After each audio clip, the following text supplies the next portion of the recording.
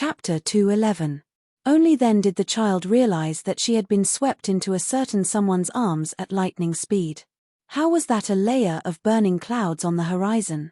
It was simply Crown Prince Mo standing on the back of an ancient golden dragon that was enveloped in intense flames, standing against the wind. Wherever the dragon passed, the sky was scorched red, and the cadaveric crows were roasted until not a single feather was left. The Crown Prince's elegance was indeed incomparable. His ink-black hair was scattered by the wind, and his white robe embroidered with green bamboo stuck to his slender body. His sleeves billowed in the wind. However, darling Xiao was a bit dumbfounded. She didn't see the Crown Prince's celestial beauty, but instead fixed her eyes on the huge dragon head that turned over. Dragons didn't seem to belong to the category of mystic beasts. She didn't know what to think when a creature she had only seen in history books suddenly turned to look at her with a pair of huge dragon eyes. What did we agree on when we parted? Crown Prince Lian tilted his head slightly and looked down at the child in his arms with a smile. We didn't agree on anything. The child's blank expression quickly turned into a poker face as she nodded slightly. Although she didn't remember any damn agreement, it was fine. No matter what he said, she should be able to bluff her way out if she put on a serious face and nodded as if she understood whatever he said. The Crown Prince was still smiling, but the child inexplicably caught a hint of danger in his narrowed phoenix eyes. Didn't I say that you can find me if you need anything? You did say that, but you're far away in the royal capital, Guanlan City. Can you appear in front of me when I summon you? The child snorted. Jojo, no matter what, you have to trust me, okay? The Crown Prince held the child's face with one hand and looked at her intently with his phoenix eyes. If I can say it, then I'm naturally confident that I can do it. Regardless of whether we're separated by thousands of mountains and tens of thousands of seas, as long as you call me, I'll appear by your side. There was a faint smile in his phoenix eyes as he murmured softly, remember to try in the future, okay? The child's old face was a little uncomfortable. He hurriedly turned his head to look at Stay Up Late, who was hiding behind a fallen log. You sent someone to keep an eye on me. The child tried to find something to talk about. He just wanted to change the topic, so he immediately retorted with a displeased expression. If I hadn't met Stay Up Late on the way, how could I have found you so quickly? If I had come a quarter of an hour later, tell me, how would you have ended up today? She knew how his heart had jumped when he saw the group of corpse crows swooping down towards her. Didn't I tell you not to take the risk alone when it's dangerous? I'm not alone. Humph, aren't there so many people around me? If they were useful, would you be in such a sorry state? The Crown Prince signaled with his eyes.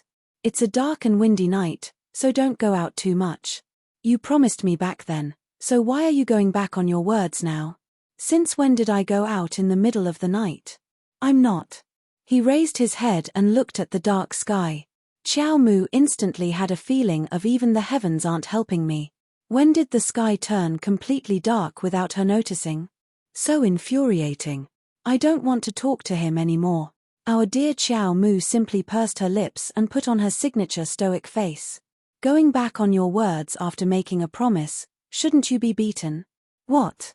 Everyone's watching you. You're going to slap my old face again. Without waiting for the Crown Prince to make a move, the child pounced on him and hugged his neck. She opened her mouth and bit down on his chin. It was so stiff and painful. Arba silently shed tears.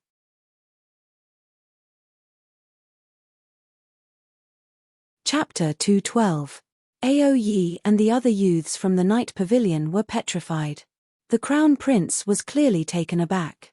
His almond-shaped eyes moved to the little fellow's face, which was flushed red from anger, and the corners of his lips curled up. Even a rabbit will bite when it's cornered, young man. TSK, you've learned to strike first, the Crown Prince said slowly as he raised his hand and smacked Xiao Mu's butt. He was so strong. Bastard, bastard. A scholar prefers death to humiliation. Today, I must bite him to death. The little fellow pounced forward. Her movements were truly breathtaking. She struggled in the Crown Prince's arms and opened her mouth to reveal 2 rows of white teeth. You're clenching your teeth. Be good. The Crown Prince held her tightly in his arms and pressed down on her struggling limbs with one hand. He smiled and patted the child's head. Don't make a fuss. Be careful not to break your teeth. Arbor was speechless. Look, those ugly things are making my Jojo so angry that her face is red. Don't worry, I'll destroy them for you now and clean them all up, okay? I'm going to bite him to death. This bastard is twisting the truth. Is she angry because of the zombie hags? She's angry because of me, okay. Xiao Mu grabbed the youth's arm and was about to bite him. However, the youth stretched out his slender finger and pointed at the sky as usual. Jojo, look. The child grabbed his arm and raised his head slightly, only to see clusters of flames flying towards the corpse crows hovering in the air like scattered meteors. So many flames. Clusters of flames danced and collided in the sky, emitting an even more dazzling red glow. The child had already forgotten to bite him. This was the second time she saw Crown Prince Lian control so many blazing red flames with such ease. The originally frightening flock of corpse crows quickly turned into ashes under the roasting of the raging flames. Not even a trace of flesh was left. Only a faint burnt smell entered everyone's nostrils. Shu Shanshan and the rest were already stunned. From the moment the golden dragon appeared in the sky, they were already completely stunned and didn't know what to say. At this moment, there was only shock left in his heart, and a feeling of reverence towards the strong rose in his heart. Are these the 5 spirits? The child murmured, and his little hand let go of his arm. Mo Lian paused for a moment, then smiled. It can be considered as the 5 spirits. Did your master from the Holy Water sect tell you about the origin energy of heaven and earth? Yes. The child nodded, then turned to look at Mo Lian. Very powerful. Seeing that you've helped me deal with so many corpse crows, I'll write off the previous debt with you. Mo Lian couldn't help but chuckle. She raised her finger and poked the child's soft cheek. It can't be written off. You were so disobedient and didn't abide by our previous agreement. Logically speaking, it's not enough for me to hit you. The child's face was painted green. Give him an inch and he wants a yard. How audacious. What was Jojo waiting for? Bite him to death. Bite him to death. Mo Lian suddenly hugged her and laughed heartily. Look, her little face that had been painted green had suddenly become lively after changing from the expressionless face she had at that time. Cute. Mo Lian pinched the child's face and jumped down from the golden dragon's back with the child in her arms. She landed in front of Sichu Yi and the rest's protective barrier and met the eyes of the rank 3 mutated zombie that emitted a foul smell. With a kick, the bow and arrows on the ground landed in his hands.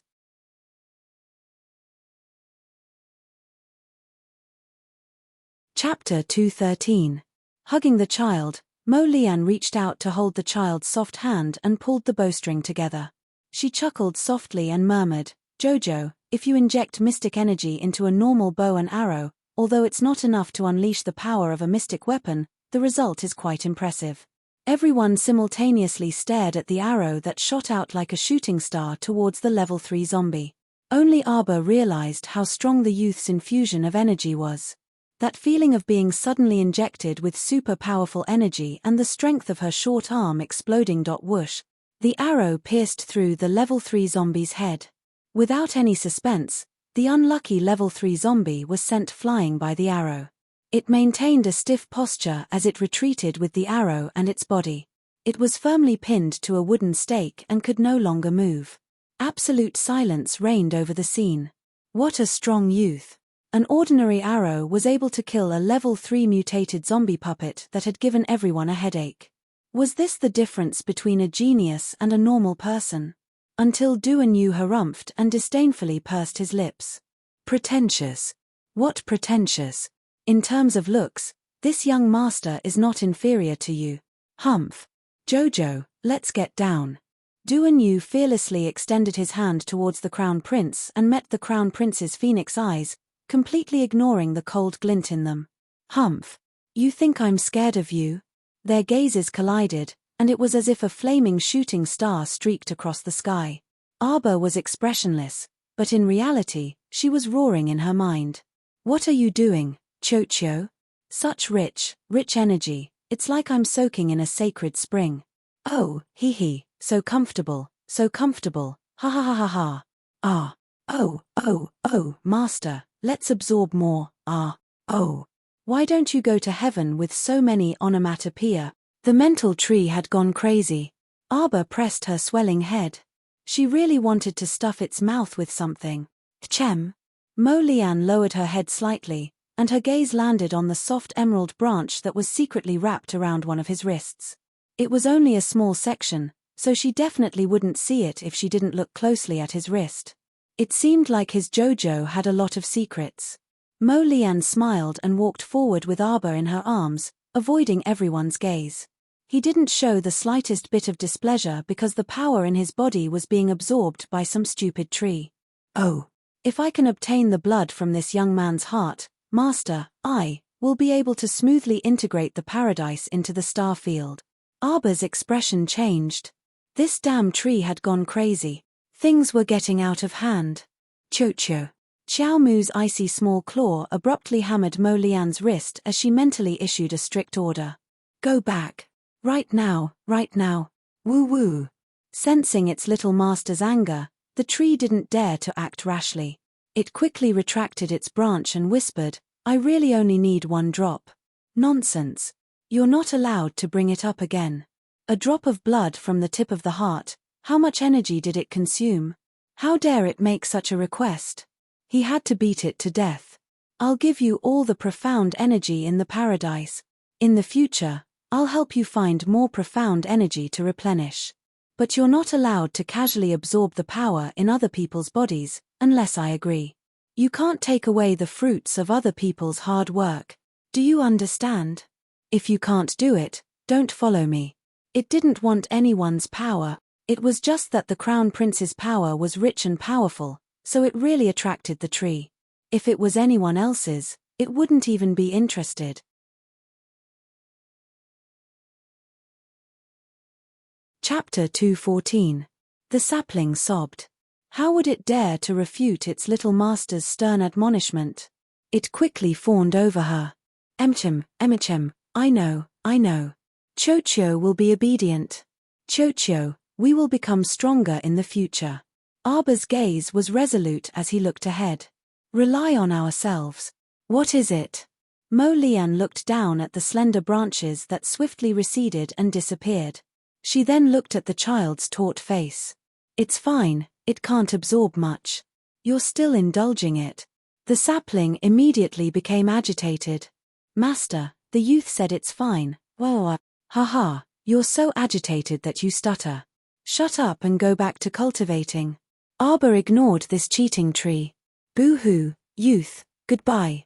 If there's a chance next time. Arbor directly blocked its nagging. You. Arbor looked up at him. Are you all right? That tree of mine is too insensible. It's fine, it's really fine. Mo Lian smiled and patted the little one's head. Don't worry about me. Xiao Mu flew into a rage out of humiliation and immediately kicked him with her short leg. I'm not worried. Heh. The Crown Prince couldn't help but laugh. With a wave of his hand, all the wooden shards that had collapsed on the ground gently floated up. They were instantly flattened to the sides by a mighty force. A cave entrance was revealed under the sealed wooden shed. Granary. Arbor's eyes brightened. It should be. The Crown Prince nodded with a smile. Let's go down and take a look. Duan Yu and the others all ran to the cave entrance, but Mo Lian left them behind with an indifferent "You guys stay up here." There were 4 underground granaries built below, and they were filled to the brim with grains, beans, and potatoes. Arbor waved his hand and took out 50 storage talismans in front of the Crown Prince, filling them to the brim. As a result, every granary lost exactly a quarter of its food supply. The Crown Prince couldn't help but smile. If it were anyone else, their jaws would definitely drop to the ground for this little one to casually take out 50 storage talismans. For you. Darling Xiao calmly took back all the full storage talismans, then took out 20 empty storage talismans and placed them in the Crown Prince's hand. Hush money. The Crown Prince almost laughed out loud. He naturally reached out to take the storage talisman from her and praised, "My JoJo is really amazing." Would those arrogant talisman masters of Guanlan City die of shame if they saw the little fellow take out a handful of talismans? He wondered if those idiots could even produce 10 talismans in a month. Because talismans were rare, there were even fewer of them on the market. It was not an exaggeration to say that it was difficult to obtain a talisman even with 1,000 gold taels. Go ahead and decorate. Call them in when you're done. The little fellow raised her hand and patted him on the shoulder. She had an expression that said, "We're together. If you don't take some, I won't be at ease." All right. Mo Lian nodded. She also took some food from each granary and used her blood to open a talisman to take them away. Arbor. He thought that the nouveau riche crown prince would be humble and say, "Leave it to my people." But he didn't. However, the youth's straightforwardness made Arbor admire him. She hated people who were hypocritical and coy. After the two finished packing and left the underground granary, they said to everyone, "There's a lot of food down there." Everyone cheered, finally feeling that this trip was not in vain. In the end, Prince Mo decided to take away the remaining half of the food and send a few brats from the night pavilion to wait here for the South Camp's rescue team. When the time came, they would transport the food back to the capital together. The food reserves here exceeded City Lord Gu's expectations. Even if they took away so much, the remaining food was enough to feed the city's people for 4 months. Arbor and the others' trip was simply a bountiful harvest.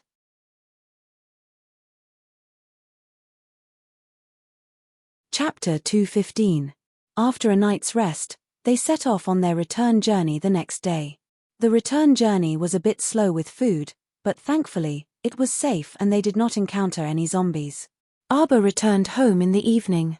Her expression involuntarily relaxed as soon as she entered, and she softly called out, "Mother. I'm back." "Ah, Jojo's back," a woman's gentle voice rang out. This was no different from a bolt from the blue to Arbor's ears. She froze on the spot and coldly turned her gaze toward the woman who spoke. Wen Rawan was standing quietly beside her grandmother in her courtyard. She was wearing a captivating red robe with a cyan floral pleated skirt. She was holding a pot of stew and looking at her with a smile. Fragmented images flashed past Arbor's eyes. Wen Rawan was just like the soft and gentle Wen Rawan in front of her as she complained tearfully to her father, "Xiaosen is too hard to teach. Stepmother is in a difficult position. If I'm too strict, people will gossip. If I'm not strict, he'll go out and cause trouble again like today. I really don't know how to teach him." Her younger brother, whom her mother risked her life to give birth to, was led astray by this woman for no reason. In the end, he muddle-headedly died in an inexplicable love affair. Her younger brother was only 16 when he died. A young life fell just like that. Mo Lian, who had walked in with her, could most clearly sense the change in Xiao Mu's aura. This little fellow was fine just a moment ago, but the weather changed in an instant, and her vicious aura soared. At this moment, her eyes were icy, and her wooden and cold expression was just like when they met for the first time and she was ruthlessly smashing Wu Yenjin with a rock. Prince Mo's phoenix eyes narrowed dangerously, and he followed Xiao Mu's bone-chilling gaze to the uneasy and slightly terrified woman standing by the flowerbed. "Why are you here?" Duan Yu had just stepped into this small courtyard when he heard little Jojo's interrogative voice. He was so nervous that he almost blurted out, I came to find you." Then, he realized that he had misunderstood. Little Jojo wasn't dissing him. She was dissing someone else. Scram! Arbor yelled at Wen Rawan as he moved to the side to make way for her. Wen Rawan was so nervous that she almost dropped the pot of stew she was holding in her arms. She knelt down in front of Wang Nei with a plop and her delicate body trembled. 2 streams of tears fell down her cheeks. "Aunt." The old lady was so angry that her whole body trembled. She slammed the stone table. You. How unruly. This is your Aunt Wen, you. She was so angry that she couldn't speak coherently. Arbor's eyes were like poisonous arrows. "Chang Zai." Steward Chang Zai stumbled over, his face pale with fright as he rolled on the ground. "Miss Xiao. What did I say when I left this house? How dare you let anyone in? Do you still have any respect for this little master of yours?" Arbor's eyes widened, and he clenched his fists. His whole body was trembling as he roared at Chang Zai, "You also pack up your things and scram today. Immediately. Scram. Duan Yu was so frightened that he kept quiet out of fear, not daring to make a sound. It was quite scary when the adorable little Jojo was angry. That fury seemed to have substance, and whoever was burned by it would be unlucky. No matter how silly he was, he did not dare to go over and provoke bad luck at this time. Chang Zai kowtowed like he was pounding garlic and said, "Xiao Xiao, master, Chang Zai was wrong. Chang Zai won't dare to do it again in the future. Please give this old servant a chance, little master." Elderly Lady Qiao was so angry that her whole body went limp on the round-backed chair. She pointed at the enraged arbor with a trembling finger.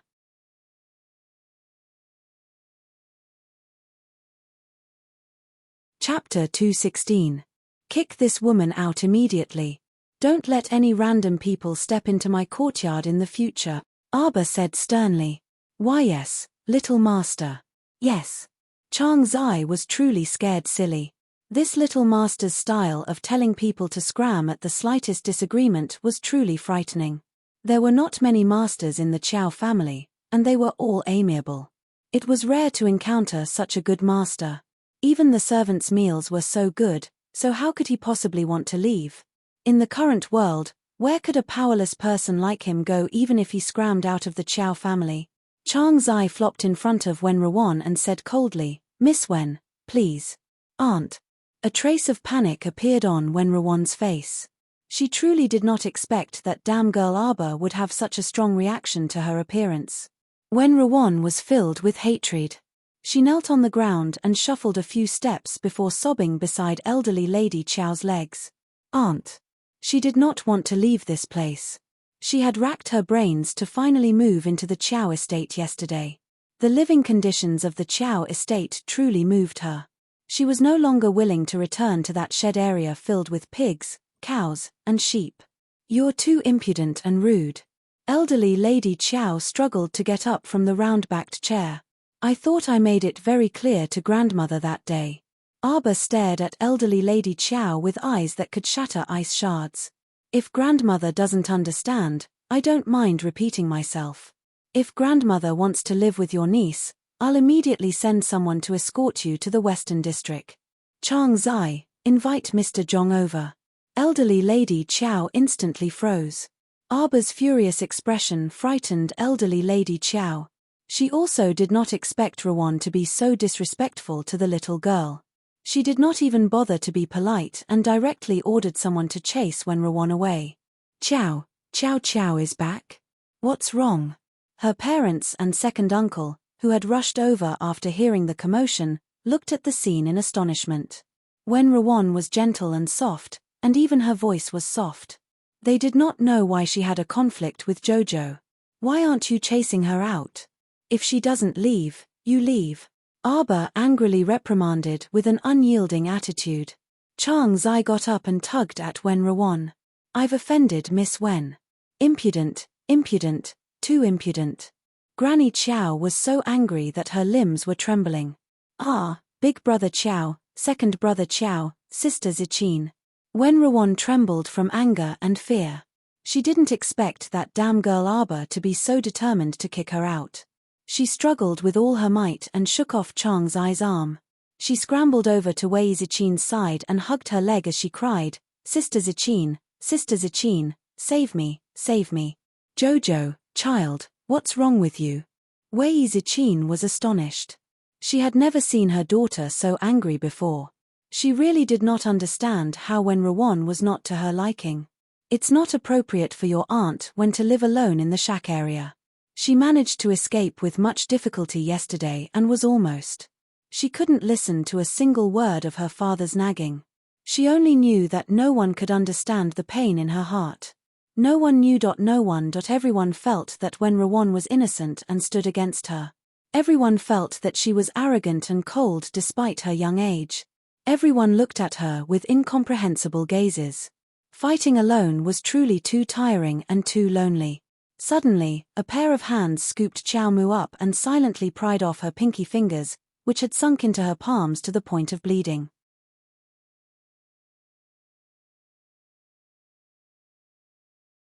Chapter 217. Be good. You don't have to deal with her directly even if you want to, Mo Lian whispered into Qiao Ran's ear while carrying her. He nodded at his parents in Arbor very naturally and left with Qiao Ran. Qiao Zhongbang and his wife took a while to react. That youth with an extraordinary bearing and pitilessly handsome face was he actually carried away his daughter right in front of their eyes. His movements looked practiced and natural, so it wasn't his first time, right? Wen Ruan, who was kneeling in front of Wei Ziqin, felt aggrieved and humiliated. However, all her negative emotions instantly flew away when she met the child's chilling gaze. All that was left was a heart full of coldness and fear. Those were a pair of eerie and indifferent eyes. The child was lying on Prince Mo's shoulder. Her dark eyes were as cold as the spring in the depths of the realm of innocence, devoid of any signs of life. You will die. She didn't know why, but a cold and magnetic voice seemed to explode in her mind, and she suddenly swayed a few times from the impact. Her eyes widened, and Wen Ruan felt her vision darken. She suddenly fainted and fell to the ground. Hello, uncle, auntie. Duan Yu chuckled and walked up to greet Qiao Zhongbang and the others. I'm Jojo's good friend, Duan Yu. You can call me Yu. Wei Ziqin and the others nodded with a smile when they saw this handsome youth enthusiastically greeting them. Even Qiao Zhongbang, who wanted to move Wen Ruan, stopped and exchanged a few words with the youth. Duan Yu said as if he was familiar with them, although I don't know who this woman is, I'm pretty sure that Jojo is Jojo. Based on my understanding of little Jojo, she won't fly into a rage for no reason. I feel that there must be a reason for everything. What do you think? Wei Ziqin immediately nodded. Although she also felt that her daughter's rage came extremely strangely and suddenly, she believed in her daughter. This child had been sensible since she was young and always thought of her family. Even when facing a beggar, she was polite and distant. How could she treat Wen Ruan like this? Qiao Zhongbang smacked his lips and exchanged glances with second Uncle Qiao. This time, he didn't know whether he should go and help Wen Ruan, who was lying on the ground. I'm going to see my daughter. Wei Ziqin left in a hurry. After Crown Prince Mo carried darling Qiao back to her boudoir, he naturally sat down next to the window with her in his arms. He placed the child on his lap and stared at her expressionless face. She didn't say anything, so he accompanied her in silence. After an unknown amount of time, the child's body moved slightly. He lowered his head and said in a muffled voice, You. Why are you talking to me? I am a cold and temperamental man. Nonsense. Prince Mo reached out and grabbed her little face. Come, look at me. The little stoic glared at him with an icy expression for quite a while, but her heart warmed slightly. Mo Lian smiled and asked in a low voice, Did you see anything? You're beautiful. You're one of the most beautiful people I've ever seen, the child answered seriously. Mo Lian. Why did he feel like he didn't know whether to laugh or cry? And what the heck was one of the most? Who was the second or third? Was it Duan Yu? He simply lifted her higher and pressed his forehead against hers as he chuckled softly. Not that. I'm asking if you saw anything in my eyes. Eyes? The stoic child nodded. They're even more beautiful than Duan Yu's. Mo Lian. Fine, he should be happy. In this little fellow's eyes, he was very good-looking. Hu Ifeng, who was hiding in the shadows, couldn't help but facepalm. How could His Highness the Crown Prince and the child's conversation be so funny?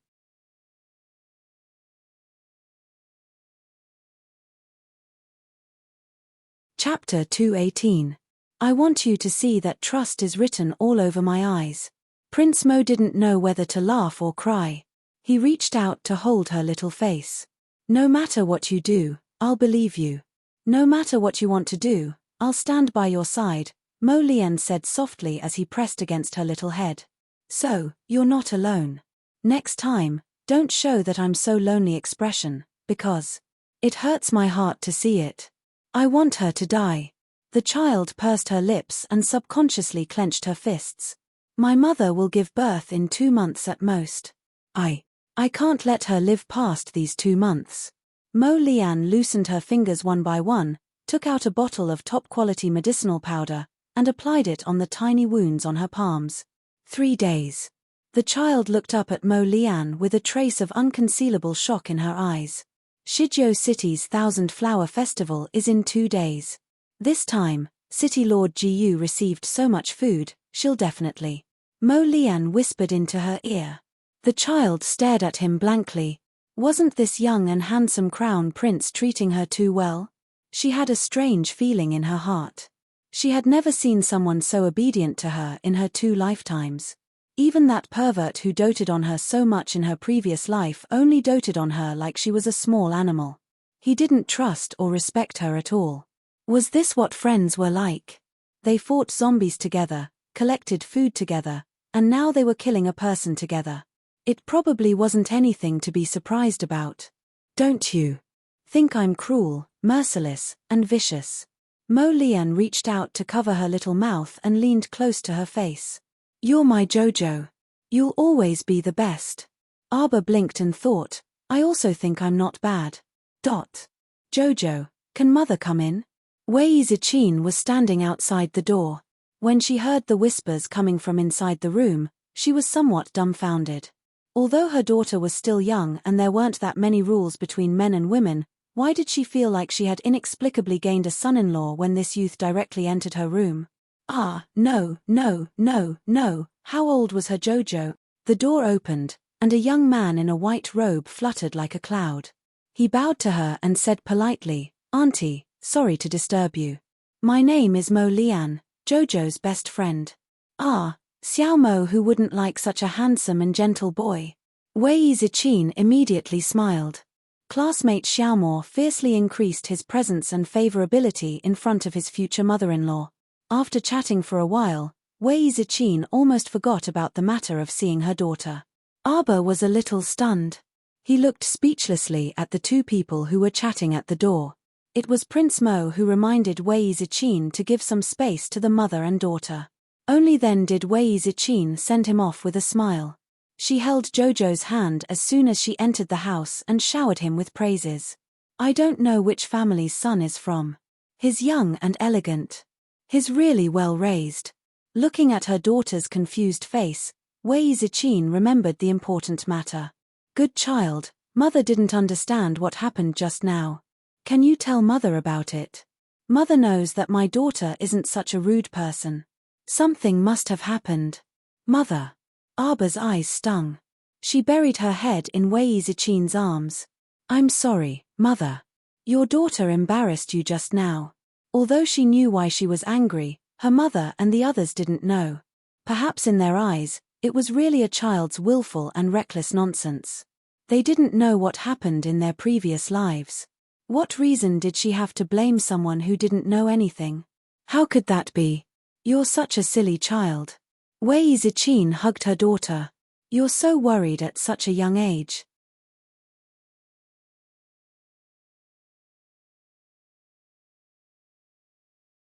Chapter 219. Wei Zichin looked at her daughter and pulled her small hand. Actually, I was the one who brought your auntie when back. I bumped into her on the street when I went out yesterday. She was being chased and bullied by 2 bullies in West City and was in a very sorry state, Wei Zichin said. Mother thought that it must be quite difficult for a girl like her to be alone. She has a soft personality and doesn't even dare to speak loudly. At that time, she was in tears and kept begging me to take her in, so mother's heart softened. Is it because mother didn't handle this properly? Jojo, what happened just now? Why did you react so strongly? Arba buried her head in her mother's embrace and shook her head. She said in a muffled voice, Mother, it's nothing. I just don't like outsiders coming into our family. Silly girl. Mother wants you to be happy. Since you don't like Rowan. Wei Zichin smiled and hugged her daughter while patting her back. Xiao Mu could no longer hear what Wen Rowan said, and she gradually sank into her own thoughts. In reality, she originally did not want to deal with Wen Rowan, so Xiao Mu ignored this woman when they met in front of the city lord's estate. As long as Wen Rowan obediently stayed far away from the Qiao family, she could not be bothered to waste energy on such a small character and did not mind letting this little white flower go. But now, it seemed that the gears of fate would never stop turning. This when Rawan had quietly gotten close to their home again and insisted on making her presence known. Since when Rawan insisted on asking for a beating, then don't blame her for being vicious and merciless. This woman would not live for more than 3 days anyway. Arba did not attend dinner with the excuse that she was not feeling well. She also did not bother to look at that pretentious little white flower. No matter how much she tried to make her presence known, she was already a dead person. There was no need to argue with her.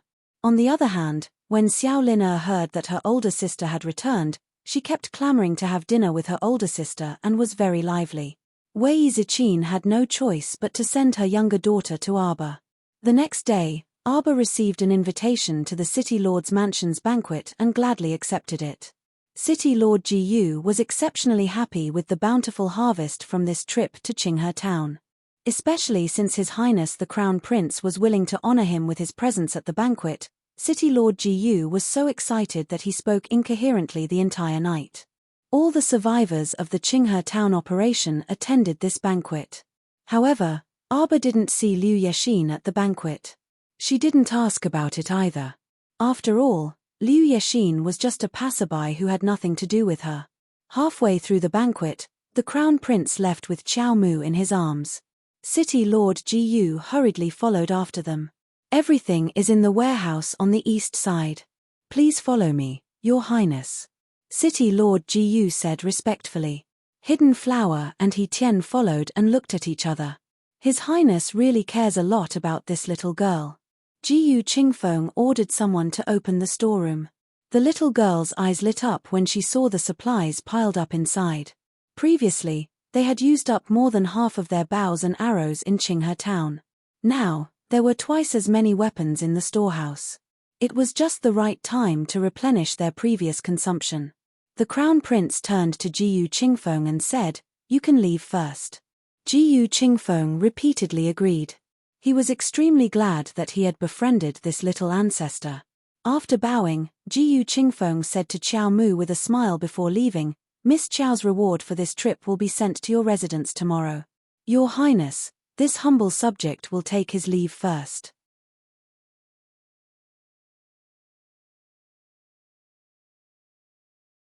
Chapter 220. The Crown Prince only put down our dear Arba after everyone retreated and only the two of them remained. Our dear Qiao Mu pattered to the pile of items and browsed through them in a good mood. Other than weapons, there were also many household items and ladies' silks and satins. There were also many small snacks like candied fruits, sweets, pastries, and so on. It was perfect to coax a foodie. It was simply perfect. Arba chatted with the sapling for a bit before taking out the heart of paradise and putting everything inside. When she looked again, the paradise was nearly stuffed to the brim. There were so many things that it made her feel at ease. The little stoic stiffly pulled out a unique smile, which made a certain Crown Prince unable to restrain a smile. Master. A white figure flashed, and the little white squirrel pounced out of the paradise and sprawled on Arba's small face. She was so angry that she spat out a mouthful of fur several times. After plucking the little white squirrel from her face, Arba unceremoniously flung it outside. Screech, the little white squirrel nimbly somersaulted in midair, but before it could pounce back to its little master's side, a certain Crown Prince reached out and grabbed it. Chem. His Highness the Crown Prince swayed a certain little squirrel as his phoenix eyes narrowed meaningfully. This seemingly ordinary little critter seemed to be. Screech, screech, screech, screech, screech. The little white squirrel humanely hugged its head with its paws and curled up into a ball. Master, there's a terrifying youth here who wants to attack Chirpy, the Crown Prince. His cries were so mournful that those who didn't know would think he had done something deranged. The child pattered to the Crown Prince's side and raised her small hand. His Highness the Crown Prince naturally interpreted it as the child wanting a hug, so he bent down slightly and picked her up. Arba. Something felt off. Master. The little white squirrel immediately jumped into her arms and rolled around. Give me 10 pieces of high-grade magnetite. The child poked the white squirrel's round body. The little white squirrel responded and jumped into the paradise, quickly carrying 10 mystic stones out. The child casually put away the heart of paradise. After skinning off the skins of the 10 pieces of magnetite, The little critter chirped twice at Arbor. The crown prince stared blankly until the child pushed all the magnetite into his arms. Only then did he regain his senses.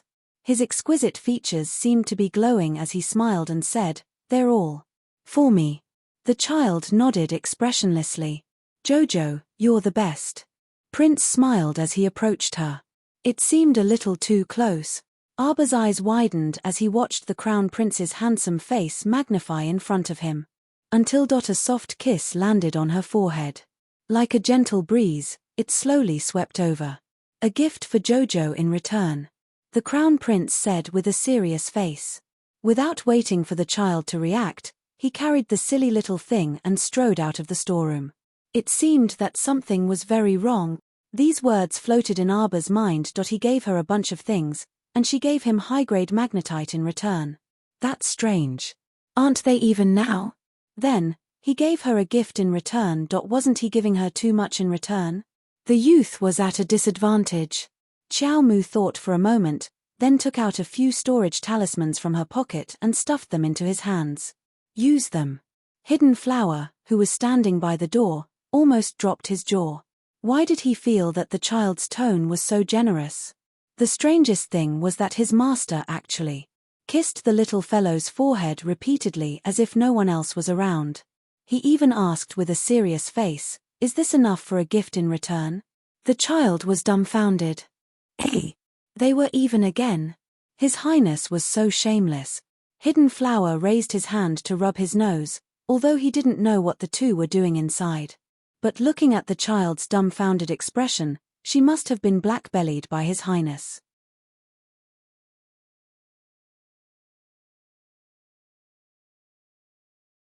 Chapter 221. When the two returned to the banquet, the Crown Prince exchanged some pleasantries with the city lord. Jiyu Qingfeng had already received his subordinate's report that the entire storeroom had been emptied in an instant.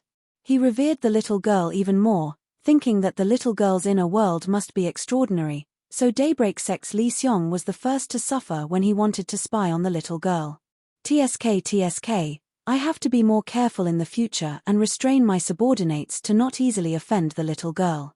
Jiyu Qingfeng then mentioned the Thousand Flower Festival the day after tomorrow. It would be held from noon until night.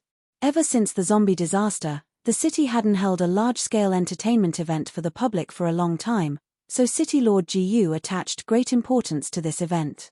After the Thousand Flower Festival's activities were arranged, the entire Shizhou city became lively. In addition, everyone heard that the top 3 winners of the Thousand Flower Festival would receive 50 catties, and 20 catties of grain, so everyone became excited. Every household moved their flowers to the plaza and registered to participate in this competition. Each of them rubbed their fists and rushed toward the grain. In the past, the first-place winner of the Thousand Flower Festival would be rewarded with 100 gold taels. Even so, those wealthy households were too lazy to participate. Normally, it was the small households that worked hard to participate in the competition and strive for 100 gold taels. But now, even the rich families in the city had all taken action. They took out the most expensive flowers in their homes and carried them to the square to register. It was clear that in this era, gold taels and silver taels were not even half as precious as grain. For the citywide event, the city lord also specially ordered that the poor people in the eastern and western districts could also come to the middle district to watch. However, these poor people had to go through a certain inspection before entering the middle district and were not allowed to bring any sharp weapons with them. As a result, everyone in Shizhou City, from 8-year-old ladies to 7- and 8-year-old children, talked about the Thousand Flower Festival enthusiastically. Their close friends formed groups of 3 to 5 and discussed how to travel together on that day. At dinner, Arbor finally showed up, making Qiao Zhongbang and his wife very happy.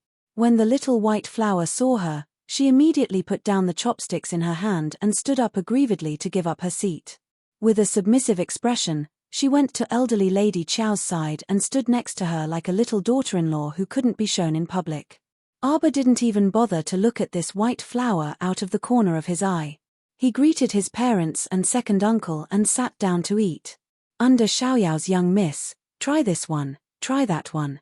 She continued to serve the dishes and enjoyed a decent dinner. When Rowan furtively glanced at the child, a hint of anger flowing through her eyes. There was such a sumptuous spread of food on the table, and this family was eating happily, completely ignoring her. Other than her aunt, who felt sorry for her and took her hand to ask her to sit down and eat together, the others treated her as if she was invisible and ignored her. Even Wei Zichin, who had been very nice to her in the beginning, had become much colder to her these 2 days. She basically didn't talk to her much, so she didn't even know where to start. It was simply depressing. She still remembered the first day she came to the Qiao family. This family was very friendly to her, but everything changed drastically ever since that little bitch Arbor returned. Elderly Lady Qiao had Xu Niang, who was serving beside her, add a stool for Wenruan, and Wenruan barely sat down. Arbor put down the small bowl in his hand and expressionlessly said, "I'm full. Father, mother, daughter will take her leave first. Everyone, ... Her meaning couldn't be more obvious. She clearly didn't want to see her.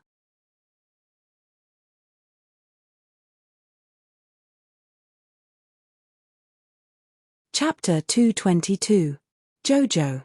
Wenruan hastily stood up and smiled awkwardly at Arbor. I heard the 1,000-Flower Festival will be held in the city tomorrow. Wenruan stuttered when she met the child's dark eyes at first. However, after she calmed her breathing and put on a fake smile, she spoke more fluently. The children have been in Shizhou City for so long, but we haven't taken a proper look around yet. How about we go to the plaza in the city tomorrow as a family to take a look at this grand occasion? Who's a family with you? Arbor's face darkened. What a thick-skinned person. Do you think you'll have a chance to join our family in this lifetime? Wenruan shuddered, and her face alternated between green and white. She was put on the spot. Cough cough. There should be more people on the streets tomorrow. Xiao Lin is still young, so it's not appropriate for her to go out and be so crowded. Second uncle hastily smoothed things over with a smile. I think we should just forget about this. Unexpectedly, his little niece was curious and asked incoherently, "Mother, there are good things about the 1,000-Flower Festival." Just like that, the tense atmosphere was disrupted by Xiao Lin's childish words. Arbor's tense face relaxed slightly, and she turned her head to look at her younger sister in amusement. Yes, there are many good things. Xiao Lin's eyes suddenly lit up. Sister, I want good things. Good things. Wei Zichin was amused by the sisters' conversation. Second Uncle Qiao and Qiao Zhongbang's mouths could not help but twitch. This treasure had never been short of food for her during this period of time. The snacks and pastries were endless, and her life was even more nourishing and happy than before. Her little face was round and full, and she was thinking about this time all day long. Old Madame Fu coughed and tried to put in a good word for her niece. Then you youngsters should go and play together. Zichin's belly is big, so she'll stay at home to take care of herself. Rowan, take the children out and be careful on the road. Yes, old madam. When Rowan's eyes flickered with excitement. She did not believe it. If he gave her a chance to spend more time with the children, she wouldn't be able to trick that damned girl Arbor to his side. Wasn't he just a little kid? How many thoughts could he have? When the time came, she would just have to use a little trick too. Arbor looked meaningfully at Wen Rowan before picking up Xiao Lin and turning to leave. He did not refute old Madam Wen's words. Old Madam Fu sighed in relief when she saw that Wen Rowan was cold but did not embarrass her on the spot. She even secretly gave Wen Rowan a look. Wen Rowan nodded at old Madam, her eyes saying, "Don't worry, old Madam.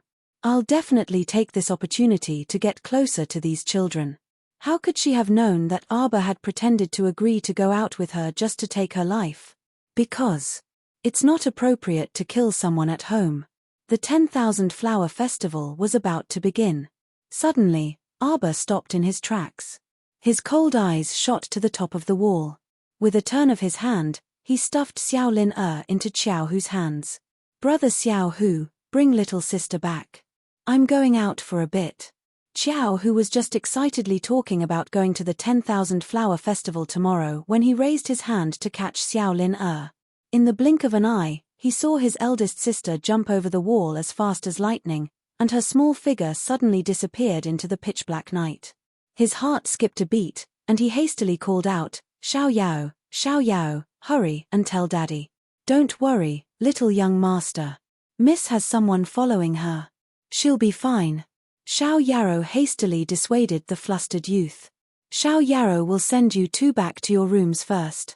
Meanwhile, Arbor jumped over the wall and shot forward like a catapult, closely following a shadow elongated by the moonlight.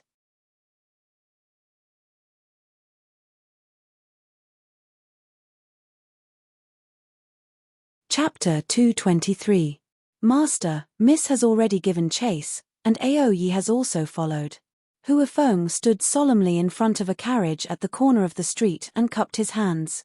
The Crown Prince, who was resting with his eyes closed inside the carriage, slightly opened his phoenix eyes when he heard this.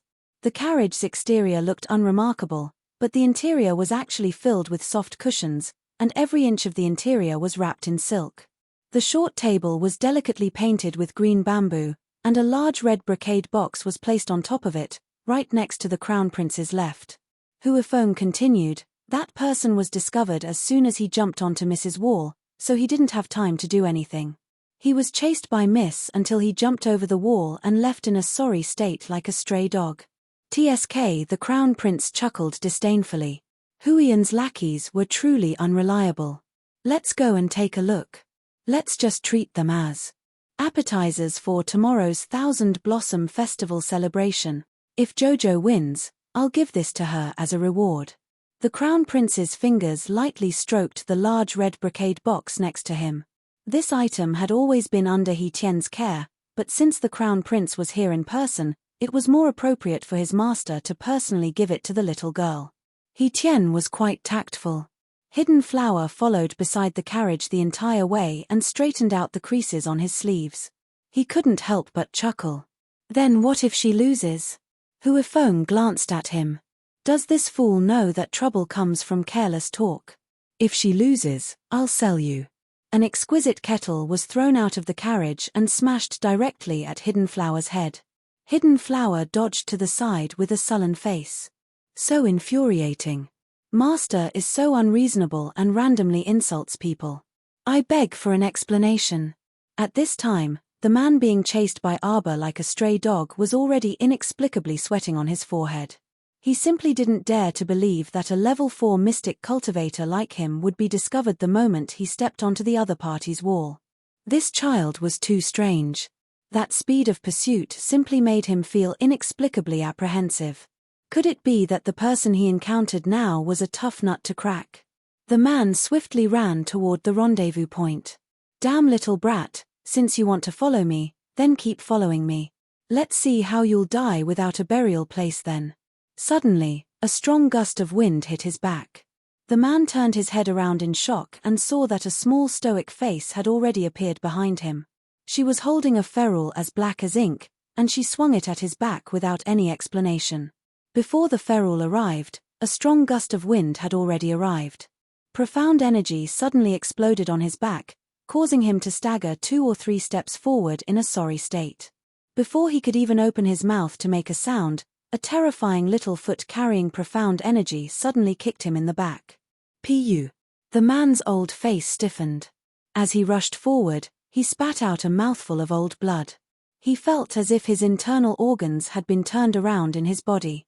Every part of his body was in pain. What a scary girl. I have to run.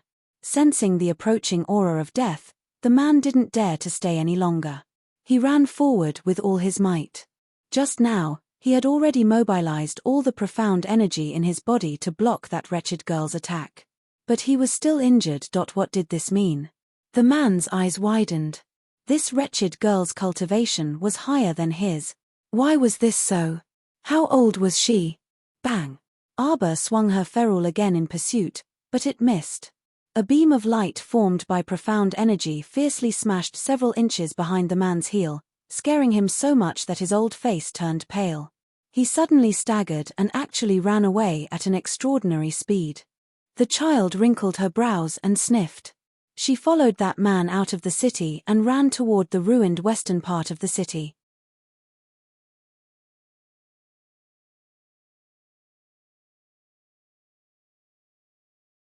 Chapter 224. Damn girl. There's a path to heaven, but you don't want to take it. Let's see how fierce you'll be in a while. The man forced a smile and suddenly stopped and turned around. Arba also stopped and turned her head to look at the two brawny men that appeared from the shadows. Damn girl, it's not too late to beg for mercy now. From his appearance, the person who spoke looked like an ordinary farmer. His face was dark, and he looked honest and considerate. Xiao Mu coldly swept her gaze over the three people's faces in succession. Who sent you here? The dark-skinned man sneered. Go ask at King of Hell's Hall. Two immobilization talismans suddenly floated into the air and suddenly split open when they hit two of the men. Before those two idiots could figure out what was going on, they were immediately immobilized on the spot, dumbstruck. Before they could react, Arba turned around and charged at the dark-skinned man. You're courting death, the man roared, a trace of surprise flashing through his heart. This child actually had an immobilization talisman on her. According to their open and covert investigations over the past few days, they were very clear that this child was only a child from an ordinary family, but for some reason, His Highness favored her. Thinking of the mission the commandery princess assigned, the dark-skinned man, Nyan Kuei, gritted his teeth and untied his weapon from his back. It was an iron-spiked club with provocative spikes that sparkled under the moonlight. Damn girl, don't think that you're amazing just because you're a mystic cultivator. Your body isn't even enough to fill the gaps between my teeth, Nyan Kuei shouted and swung his spiked club at Arba's head. When did I say that mystic cultivators are amazing? Arba sneered. Her tiny body suddenly rose into the air, and with a light tap of her toes, she flipped over the man's head in an instant. She nimbly flipped her small body in the air and suddenly stomped her two short legs on Nyan Kuei's back with a heavy back strike. With the crisp sound of bones, Nyan Kuei immediately howled and staggered forward, falling to the ground and kneeling like a toad. He lay on the ground and spat out a mouthful of blood. However, it's more than enough to deal with you alone. The little girl waved her hand, and the ferrule emitted an ink-colored brilliance, directly smashing the mace in the brawny man's hand into pieces. Nyan Kuei was shocked as he held a small part of the end of the club. With an aghast expression, he loosened his grip. That half-dead stick fell to the ground with a thud, as if it had smashed into his heart. Arba sensed something and looked back. He saw the crown prince, who was dressed in a black robe, getting off the carriage. His black hair fluttered in the wind, and he looked magnificent. The little fellow's eyes lit up as he hurriedly ran towards him. The corners of Hidden Flower's lips curled up as he thought to himself, as expected of my lord. From the age of 80 to the age of 8, he can charm everyone in the world. Hurry up. Help me extract a strand of his life soul. The little fellow rushed to the crown prince's side and hurriedly grabbed his hand. Hidden Flower thought to himself, this savage bastard. Her eyes didn't light up just now because she was happy to see the crown prince, right?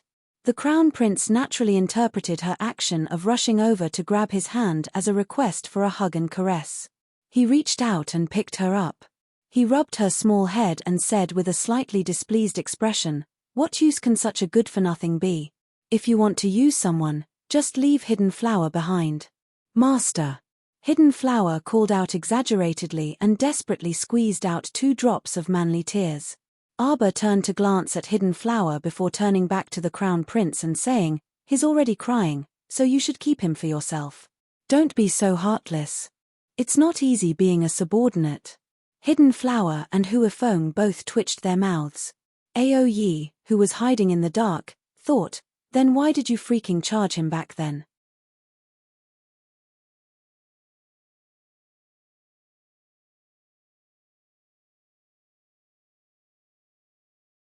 Chapter 225. When Nyan Kuei saw the crown prince, he had already collapsed to the ground, trembling. The other two were even worse.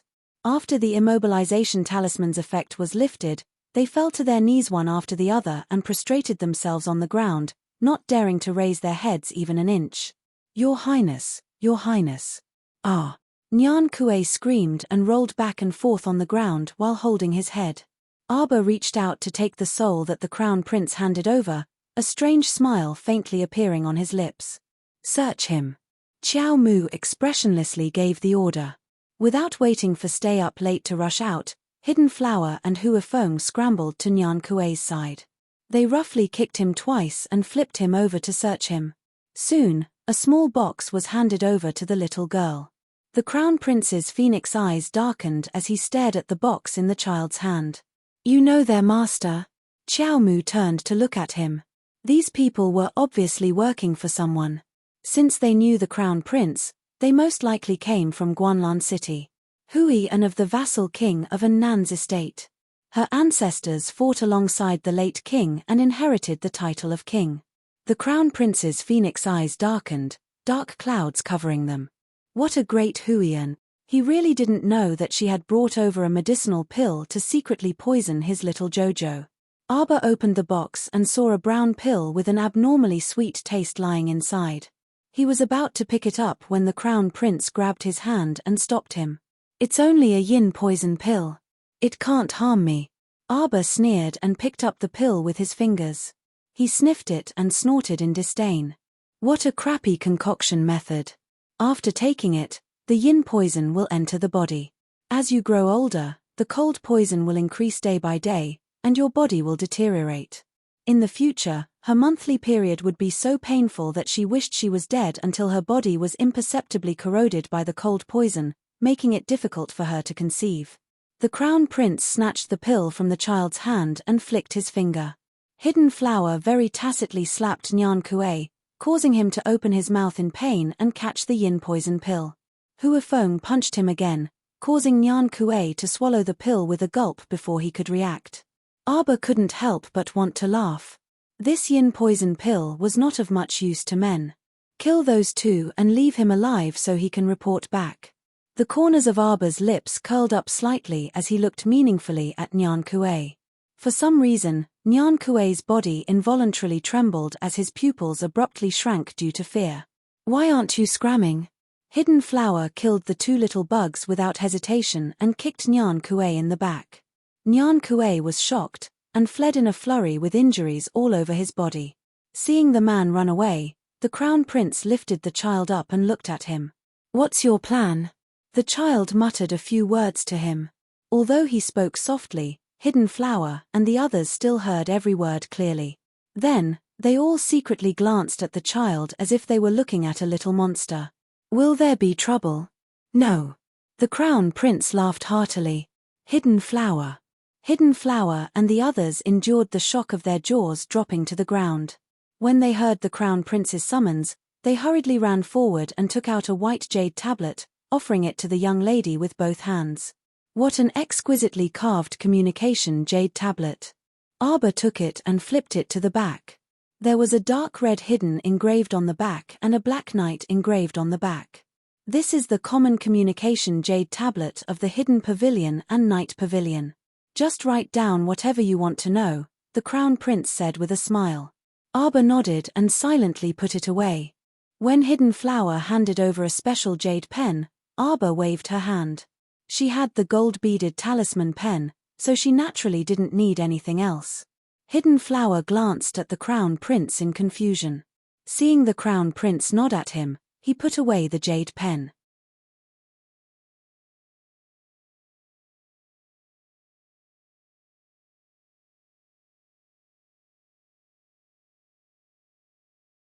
Chapter 226.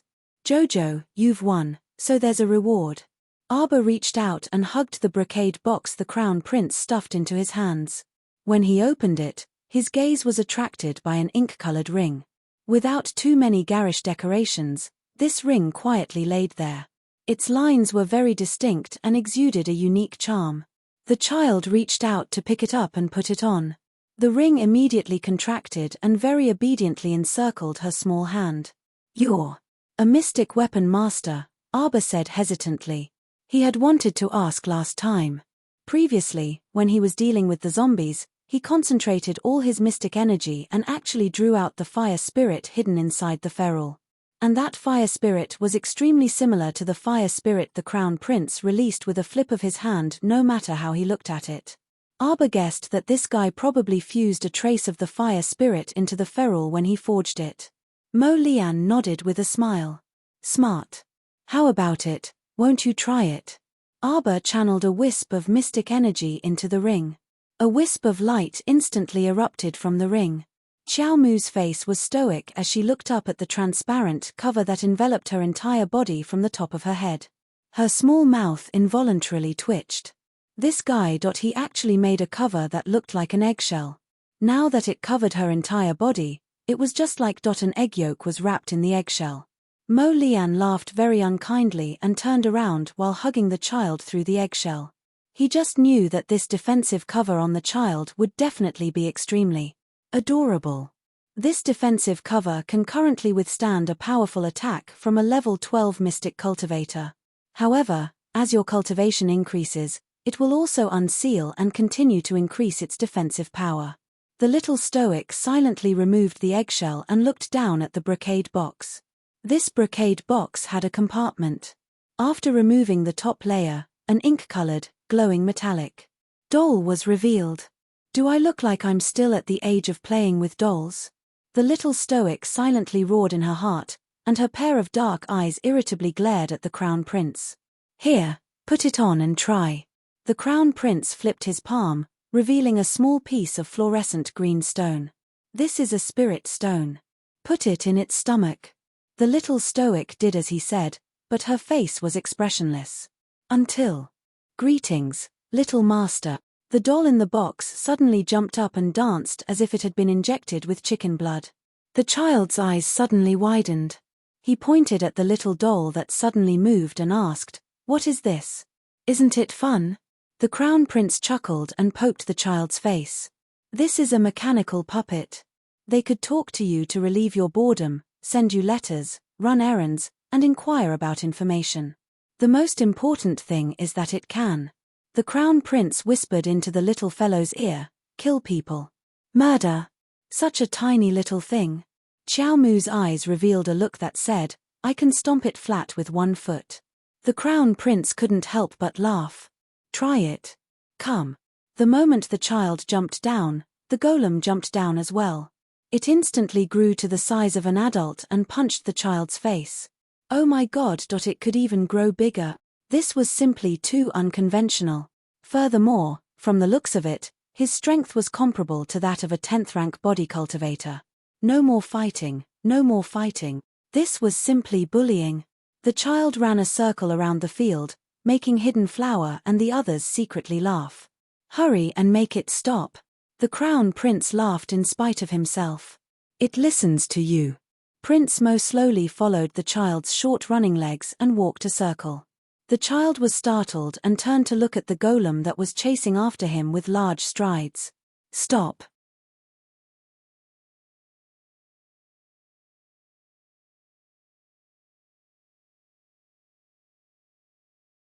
Chapter 227. After the crown prince carried her into the carriage, the child was a bit drowsy as she lay on his body on the way back. After all, she was still young and was at the age when she liked to sleep. When they arrived at Pear Blossom Alley, the crown prince didn't wake her up and directly carried her back to her room. He only greeted Wei Ziqin and Xiao Zhongbang before he left. The couple looked at each other and felt at the same time that they seemed to have gained a son-in-law who could come and go as he pleased. Thus, when the little fellow woke up early the next day, her eyes blinked as she looked at the bedside canopy, unable to react for a moment. "Good morning, little master. Little master, you're so beautiful today. Little master, if you smile, you'll definitely be even more beautiful. Oh my god." Little Arbor tilted his head to the side and glanced at a certain fellow who was bouncing freely next to the pillow. The corners of his mouth involuntarily twitched. Little Xiao Mu reached out to take the little golem and expressionlessly opened its stomach. A certain fellow whimpered, "Little master, you're going to take away my spirit stones." Little master, I'll miss you." "Oh. Shut up." Arbor removed the noisy golem's spirit stones, picked up the bag of spirit stones next to the golem, and tossed it into the bag as well. Yesterday, when she was in a daze, she still heard the crown prince mutter to her, "This golem consumes quite a lot of spirit stones. It's fine if you send a message or ask for information. But if you transform into battle mode, you'll use up one spirit stone every 2 hours." And it was said that things like spirit stones could not be excavated on Seekong planet. The Crown Prince actually had something that could not be excavated on Seekong planet. Little Xiao Mu thought about it and tossed it aside. She had many secrets anyway.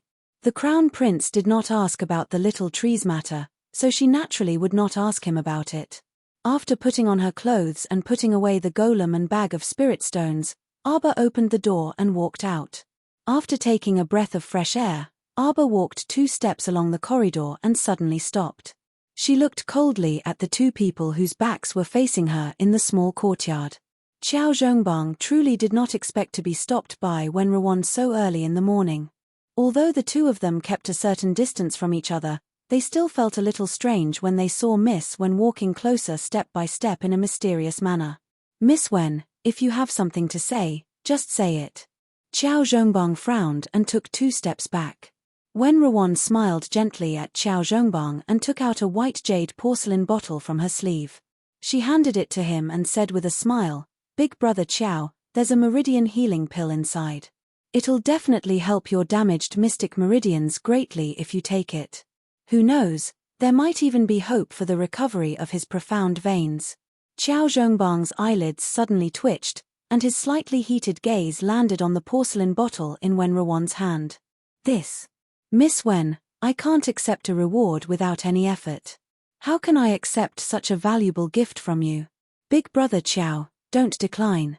I've always been grateful that you guys took me in, and I've always wanted to repay Big brother Xiao." Wenruan smiled gently and said softly, "Big brother Xiao, are you suspecting the origin of my pill? Don't worry. This pill was given to me by a Daoist priest who had the demeanor of a transcendent being. I helped him out a little and he gave it to me. It's definitely not fake, so don't worry, Big brother Xiao." "No, it's not." Xiao Zhongbang awkwardly took a step back and repeatedly waved his hand. "That won't do, that won't do. Miss Wen, I can't accept this pill, I absolutely can't accept it. You better take it back." "Father," Arba called out normally and interrupted Wenruan's words.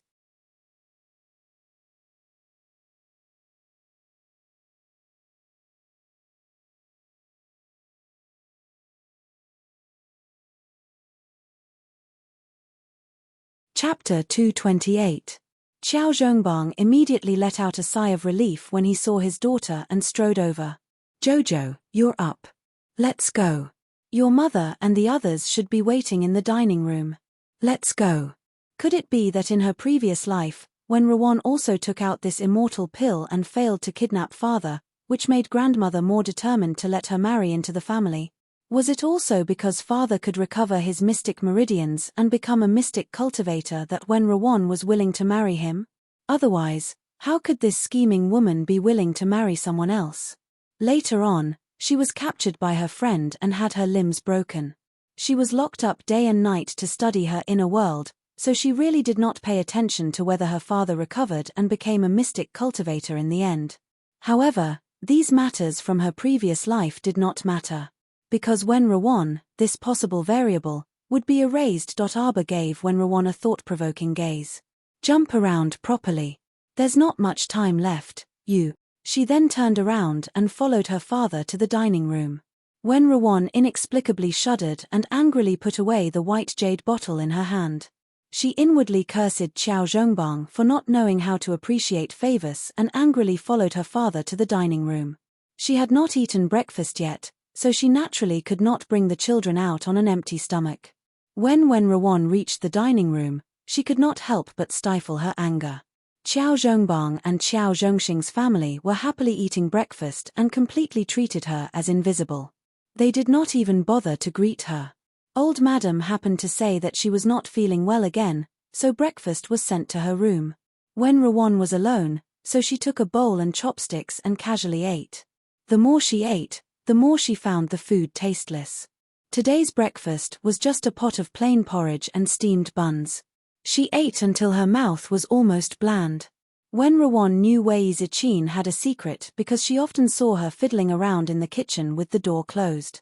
Soon, she would be able to conjure a lot of delicious meat and poultry. But today's breakfast was too plain. Usually, when she saw Xiaolin that girl, eating pastries that she had never seen before, she completely didn't know how to share them. She really didn't know how Wei Zichin raised her daughter. The children she raised were each more selfish and heartless than the other. When Rowan secretly smacked her lips and gently put down the bowl and chopsticks in her hand. No matter how resentful she was, she still wore a very amiable smile on her face. She looked in the direction of Arbor and softly said with a fawning expression, "Jojo, should we go out earlier? We can still stroll around on the way." Xiao Lin held a bun in both hands and took a few bites. Her eyes suddenly lit up as she looked at her elder sister. "What's the flower this time?" "Fut." Qiao Zhongxing laughed unkindly. Arbor also didn't know whether to laugh or cry. He extended his hand toward Xiao Lin and Xiao Lin immediately tilted her small body and pounced toward him. "Mother, father, second uncle, we'll go out first." Arbor stood up with his little sister in his arms. His small body hugging a little bun didn't seem out of place at all. Instead, it was a little creepy. "Jojo, be careful on the road." Mother rubbed her stomach and looked at the sisters with a smile. "Xiao Hu, pay attention to your two sisters," second uncle instructed with a smile. "Yes, father," Xiao Hu answered hurriedly. Xiao Hu answered excitedly. His heart almost flew out of his chest at the thought of being able to go out and play soon. "Don't worry, master and madam. Xiao Yarrow will take good care of the young master and young miss." Xiao Yarrow walked over with a chuckle and stood next to Arbor. Little White Flower also smiled hypocritically at Wei Zichin. "Sister Zichin, don't worry."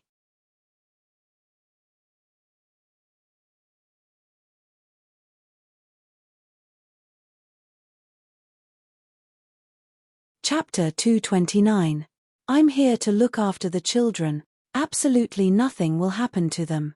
If something happens, ahaha, Rowan will risk her life to protect the children. When Rowan chuckled to herself and did not notice the other people's expressions. Wei Zichin and Xiao Zhongbang looked at each other, feeling that something was amiss with her words.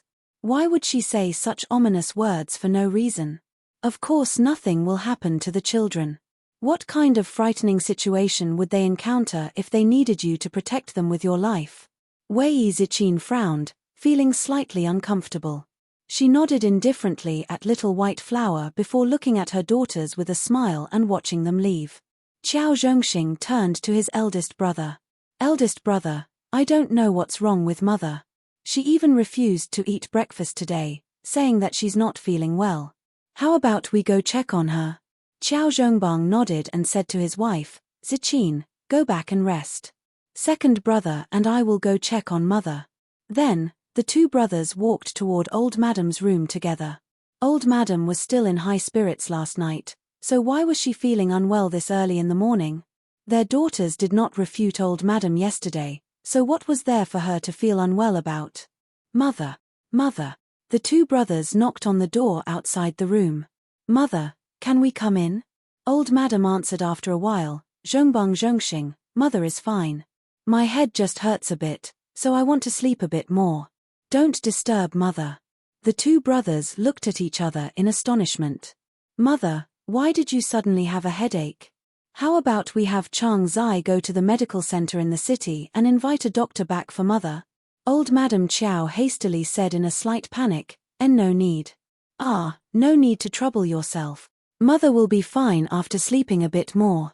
All right, you two brothers can go. Mother is fine." Why was mother acting so strange? Qiao Zhongbang and his brother muttered softly before leaving in embarrassment. On the other side, Little White Flower led the four children out and sneaked a glance at Jojo. "Jojo, we came out quite early. Where do you want to go?" The four children remained silent. Arbor remained silent and expressionless.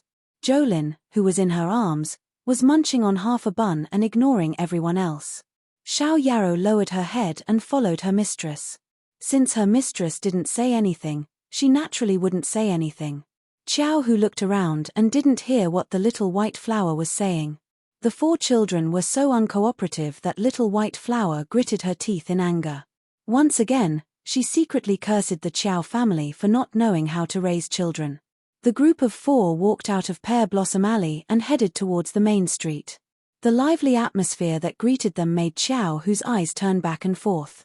He didn't even have the time to watch the fun, let alone listen to little white flowers nagging. Sister, this time. Little Lin pointed at a stall with her chubby little finger and yelled. Arbor looked back and saw a stall selling silk flowers. He couldn't help but be amused by this little girl. You're not allowed to eat. Eat half of the bun in your hand. You're not allowed to eat before dinner. Look at how round your stomach is after eating so much. In this day and age, the rice and grains sold on the streets were more expensive than gold. How could they set up a stall selling fine snacks if they couldn't even afford to eat coarse grains? Little Lin pouted and silently continued to munch on her bun. When Rawan scooted over to the sisters and reached out to Xiao Mu ingratiatingly. Xiao Xiao, Xiao Lin is quite heavy, right? You must be tired from carrying her. How about I carry her for a while? No need. Arbor dodged and walked forward with little Lin in his arms.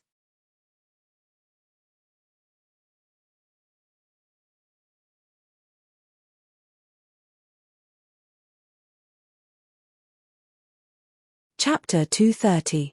When Rawan suppressed a trace of anger in her eyes as she roared inwardly, "You're just like your dad. You don't know how to appreciate favors." If it weren't for the fact that the Chow family was well off and didn't have to worry about food and clothing, she wouldn't have bothered fawning over them like a little wife. She just didn't want to go back to that lousy place in the Western District to suffer. Arbor walked in front with Xiao Lin in his arms, and the corners of his lips curled up slightly. As the sun gradually rose, the flow of people on the main street increased. Many people walked toward the Thousand Flowers Plaza in groups. I think Landlord Lee's flower will win first place in the competition. That's right. Even those rich and powerful families are rushing to participate in this Thousand Flowers festival. Poor commoners like us won't be able to make a living. I think we can forget about that 50 kilograms of rice. Everyone discussed in low voices, and quite a few people sighed. Don't worry. I heard there's also an incentive prize for 200 participants. Each person can get a kilogram of beans. But we'll have to rely on the number plate in our hands to draw a prize. We have to hurry and get a matching number plate. Oh, that's great. Right. Let's hurry and get a plate. But why did the city lord let those filthy fellows from the eastern and western districts in and fight with us for the number plates? Arbor walked toward the entrance of the plaza where the number plates were distributed. Since they came out to play, they naturally had to put on a show. The number plates were a pair of thin, specially made bamboo slips with numbers carved on the back with a knife. The line was very long, but the number plates were distributed quickly, so it wasn't long before it was their turn. Arbor's children each took a pair. When they flipped it open, they saw that their number was already over 5,000. Little sister, do you think I'll get a kilogram of beans? As Chow Hu spoke, the adults next to him couldn't help but snicker. Little brother, it all depends on luck. Say, there are at least 10,000 people participating in this event in the entire city. It sounds like 200 participants are quite a lot, but compared to the total number of participants, the winning ratio really isn't high. Chow Hu nodded. You're right, uncle. It all depends on luck. It'd be great if I could get a kilogram of beans. Hey kid, who doesn't want a catty of beans? I still want to take that catty of beans. Maybe I'll be lucky enough to get it. My face is white. Chow Hu raised his head and snorted. Arbor was speechless. Bro, you don't need a pound of beans. You look so expectant, and you're even arguing with a stranger. She felt that she might be very poor. Seriously, it felt so annoying to bring a bunch of clowns out on the street. All kinds of flowers and plants were placed along the street, circling around the main street to the plaza. It was extremely crowded and bustling. As the sun approached noon, the people who were watching the flowers began to cast their cards. They cast one card and kept the other. It was said that there would be people in the city lord's mansion working overnight to count the number of the winners. The winners would only be announced the next day. At that time, as long as they were the winners, they would be able to line up at the city lord's mansion to receive food with a number plate. Arbor held little Lin in his arms as they walked. From time to time, he would take down his sister's outstretched hand that was asking for a flower. Suddenly, Xiao Mu's footsteps paused in front of a flower pot that resembled a begonia, and she blinked. The old man who was arranging the flower pot was so happy that he almost jumped out. Kid, cast your card. Do you like it? Quickly cast your card for this old man. It was a pity that it had been on display for an entire afternoon, but only a few people had cast their cards. The old man was about to cry. How could he win a prize like this? The whole family was waiting for the rice to boil at home. Old grandpa, are you selling this flower pot?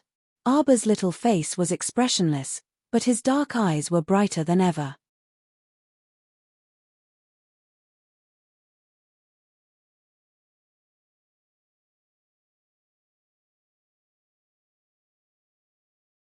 Chapter 231. The old man was startled. He examined the children in front of him and saw that they were dressed in bright and beautiful clothes. They should be the children of some wealthy family in the city. He hesitantly asked, "Sell? What's the price?" If the child wanted to give him any gold or silver, he naturally would not sell it. 50 catties of rice in exchange for your pot of flowers. Are you selling? Arba asked softly. 50 catties of rice. The old man's loud voice immediately attracted the attention of a group of people. Originally, not many people paid attention to them, but now that the 50 catties of rice was mentioned, they immediately surrounded them. Arba did not like crowds, so he frowned and said, "Grandpa, are you selling or not? 50 catties of rice in exchange." Of course, of course. His family had a large population, and the monthly allowance from the city lord's estate was not enough to feed them. Even if they lived frugally and ate porridge every day, the food would only last them for 20 days. They would have to think of other ways to feed themselves. The food at home was about to run out, and now the child asked for 50 catties of rice in exchange. How could the old man refuse? Then come with me, Arba said to the old man indifferently. He turned around and led the old man to a tea house on the side of the street. This tea house was actually empty. They could not even fill their stomachs these days.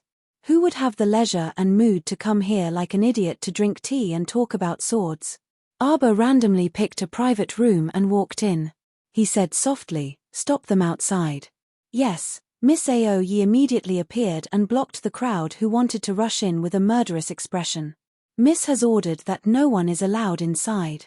"I'm not an outsider. Let me in. I'm a relative of your miss." Wenrawan wanted to squeeze in but was blocked and pushed by Aoyi's extended arm. Wenrawan staggered back several steps and was immediately pushed to the back by the crowd. She was so angry that her face turned pale and her lips trembled. Aoyi stood at the half-open door of the tea house and said coldly, "No one is allowed inside. Otherwise, you will be killed without mercy." Everyone immediately took a few big steps back. They all looked at the black-clothed youth with disbelief in their eyes. Wasn't he just curious and wanted to see if the little girl could take out so much food?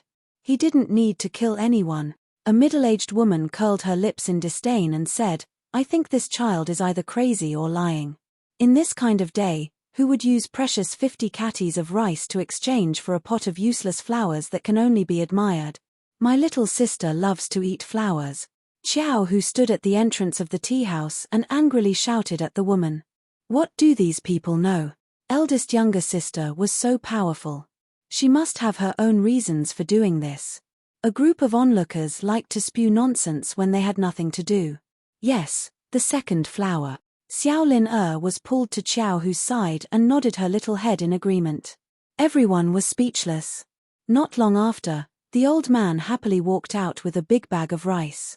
The weight of the 50 kilograms of rice made him bend over, but his face was glowing, and he felt strong all over. Arba slowly walked out and temporarily put the pot of begonia-like flowers into the storage talisman. When everyone saw the old man come out with a bag of rice on his back, their eyes immediately widened. God, the old man really exchanged that pot of flowers for 50 catties of rice. Is it true? Little girl, your little sister likes to eat flowers. I have flowers too. I'll sell them to you. It's not expensive. I only want 40 catties of rice. Get lost. Child, buy mine. Buy mine. I'll give you 30 catties. 30 catties of rice in exchange.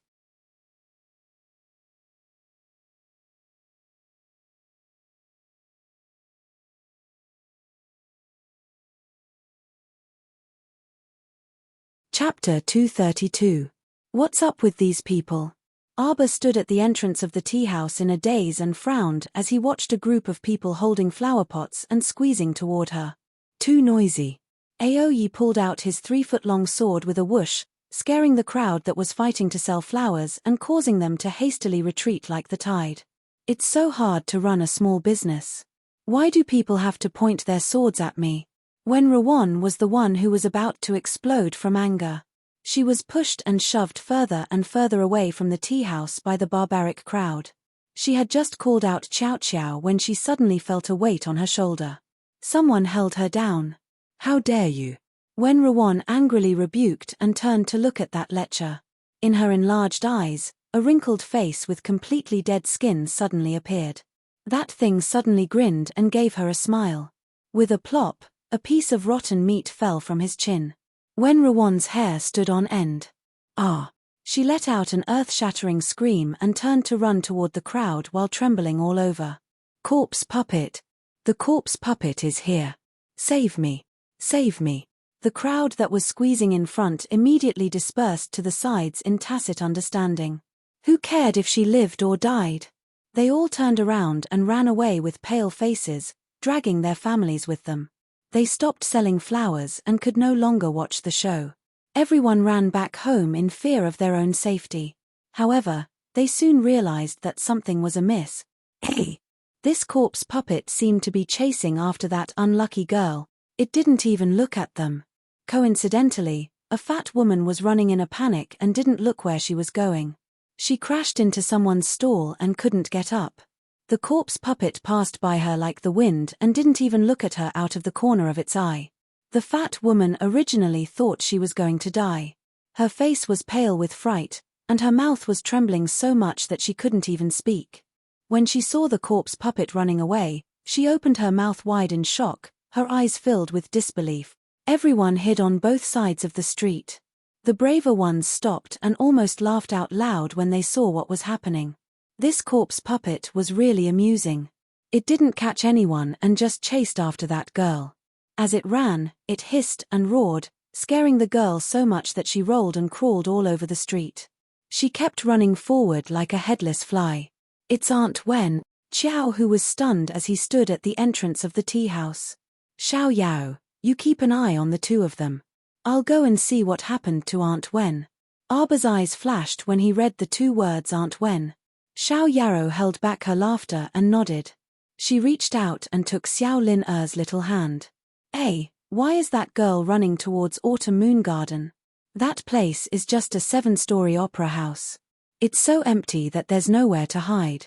Quickly report to the city lord that a corpse puppet has broken into the city.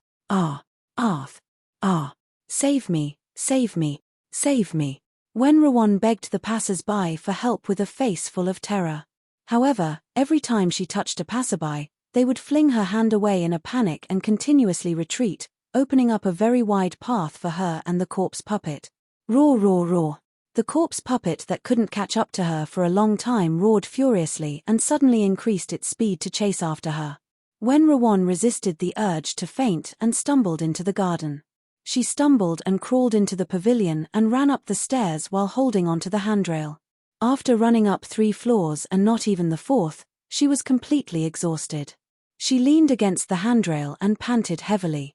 Suddenly, a small and smooth hand grabbed her wrist, startling her into reflexively flinging her hand away and screaming. Chapter 233. Aunt Wen, it's me. Arba's unique soft voice rang in her ears, rousing Wen Rawan's spirits. Jojo, Jojo, save me, hurry and save me. Wen Rawan grabbed Arba's wrist tightly like a drowning person grabbing onto a piece of driftwood. She said tearfully, why you a mystic cultivator? You can definitely save my Jojo. Am I right? Roar, roar, roar. The roar of a zombie came from below the building at the right time. The background music was really quite good. Arba's lips twitched. She grabbed Wen Rawan and said anxiously, Aunt Wen, let's run. I can't beat this monster. It's so strong. Wen Rawan's heart sank bit by bit.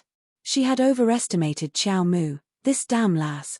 But then again, She was only a 7-year-old child. Even if she was a mystic cultivator, how high could her cultivation be? Facing a strong zombie, the child would definitely not be able to deal with it. If the zombie caught up to her later, then a vicious and sinister glint flashed through Wenrawan's eyes. She could not die no matter what. For the sake of his own life, he could only push Xiao Mu, this damn lass, out as a shield when the time came. Who told her to come here and court death? It was all because of her. She found her at the brink of death, when Wenrawan relied on her survival instincts and climbed to the top floor of the theater building breathlessly. She was as tired as a dead dog as she lay on the railing, panting heavily. There was a tall trellis on the top floor of the theater building, and it was surrounded by a carved fence. Usually, the audience would sit in the elegant pavilion across the street to drink tea and listen to music. They would only sit in the open air when the weather was good. Wenrawan panted heavily as she clung to the railing. Looking down from above, she felt dizzy and could not stand steadily. She hastily turned around and leaned against the railing. She gripped the railing so tightly that her fingers turned slightly white. Is it catching up to us? Huff huff huff huff. Wenrawan was sweating profusely and panting non-stop. Due to the intense running, her heart felt like it was going to jump out of her chest.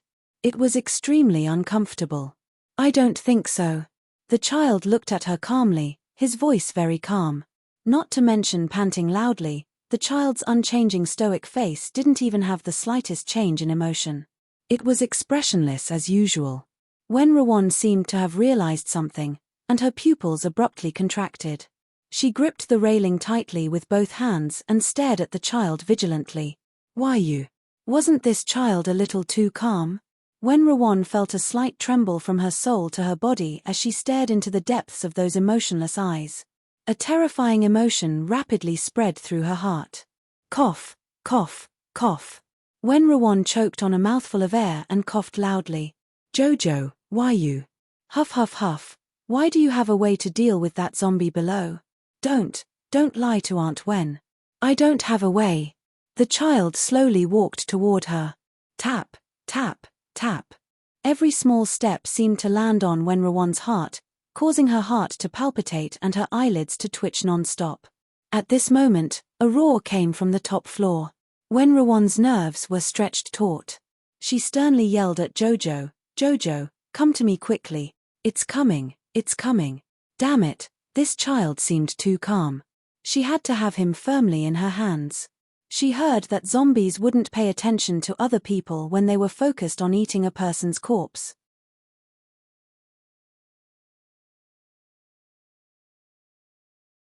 Chapter 234.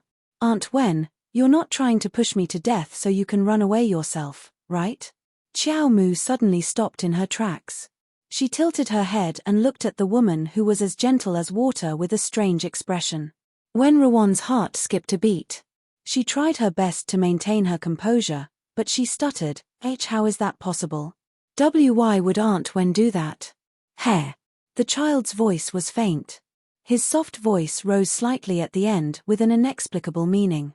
Wenrawan gulped and waved at the child with a mocking smile. Jojo, come here. Come to Aunt Wen's side.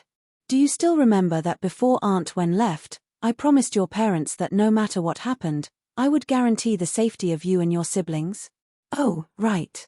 Why yes. Wenrawan feigned embarrassment with a smile and urged Xiao Mu, then come over, Xiao Xiao. Don't worry, even if Aunt Wen has to risk her life, I will definitely protect you, Xiao Xiao. Aunt Wen, you're such a good person. Arba nodded and patted to her side, looking as though he was a good person. Wenrawan suddenly grabbed Arba's wrist and held it tightly in her palm. Arba could not help but be slightly surprised by the strength of her grip. It turned out that a normal person could also explode with a powerful force when their life was in danger. Bang! A rotting figure suddenly stepped onto the stage in the middle and howled at Wenrawan. Wenrawan's face instantly turned pale from fright. She tightly grabbed Arba's wrist and subconsciously pulled him in front of her to shield her. Jojo, don't be scared. I'll feed you to the zombie later. It'll only hurt a bit when it bites you, but you'll soon lose all feeling. For my life, I can only sacrifice you, You damn girl. Every man for himself. Don't blame me for being vicious.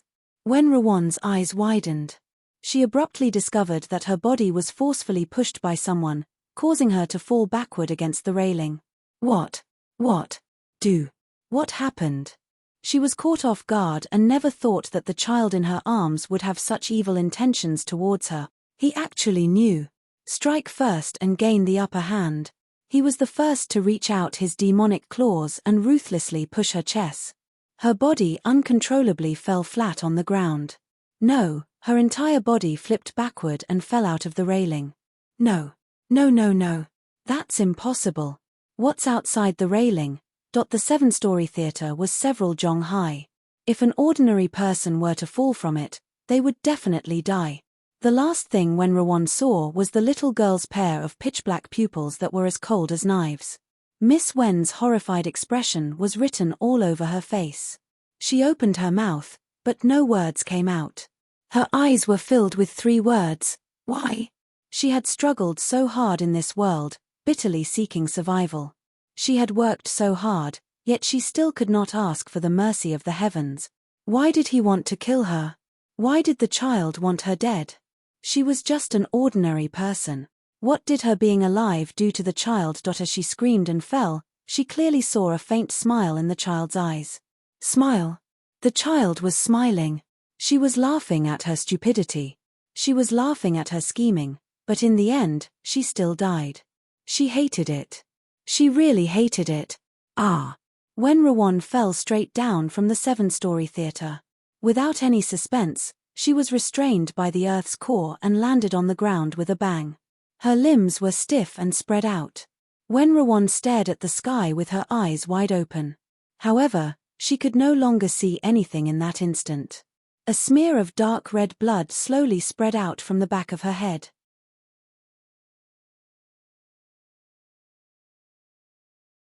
Chapter 235. Aunt Wen. Xiao Mu softly repeated these 3 words, her tone containing an unusual playfulness. You don't understand why. You don't need to understand. You only need to know that I don't need you to participate in my future life. If you had obediently stayed far away from me, I could have let you off. However, since you foolishly wanted to approach me, then I can only let you die. I don't mind staining my hands with your blood because you owed me in your previous life. Karma is a cycle of retribution. Since the heavens chose not to take revenge, then I'll personally take care of you, this scourge. Arba stood in front of the railings and looked ahead with a serene gaze. The afterglow of dusk dyed the distant sky red, which contrasted well with the blood-red color in front of him. Her small body was abruptly lifted up horizontally. Only she knew how tense her body was, but it slightly relaxed under this oppressive warmth. Clean it up, the Crown Prince said and left with the child without looking back. Hidden Flower, who was standing on the platform and facing the mirror to tidy up his messy hair and rotting flesh, sighed when he heard the Crown Prince's words. I didn't expect that not only would I have to pretend to be a zombie, but I would also have to chase after a woman on the street. Now, I have to stay behind to clean up the mess. Being a subordinate was such a bitter life. Hidden Flower lifted his sleeve and smelled the stench. He almost fainted from the stench. It must have been hard on the youth, Hidden Current, to pretend to be a zombie for so many days and dress up like this every day. It was truly smelly to death. Arth. Hidden Flower let out a series of zombie roars and screamed until his throat was hoarse, attracting a crowd. Ahum ahum ahum.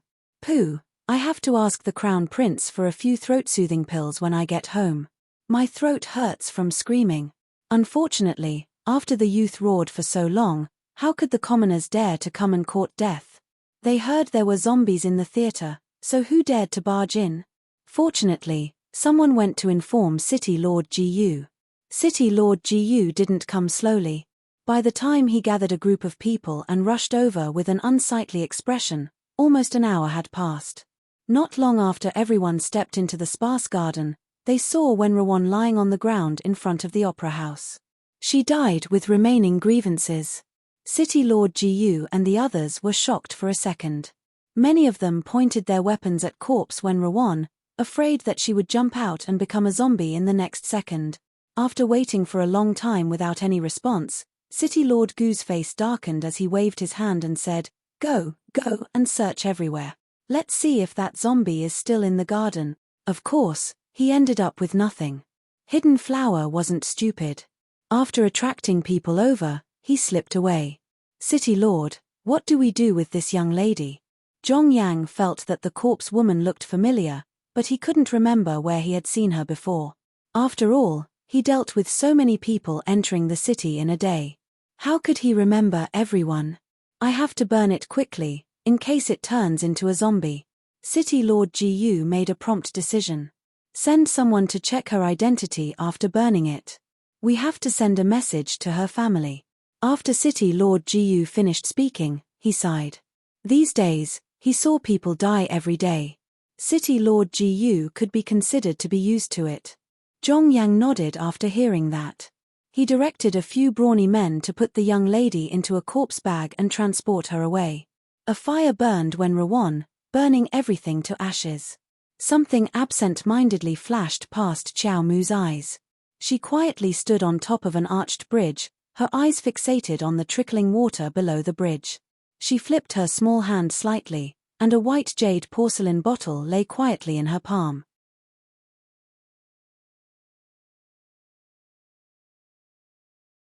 Chapter 236. This was the pill she stole from Wen Rawan. Apparently, it could help heal damaged mystic meridians. However, after Arbor repeatedly examined it, he discovered that it was only a normal meridian pill. It could only mediate the normal meridians in the body after consumption.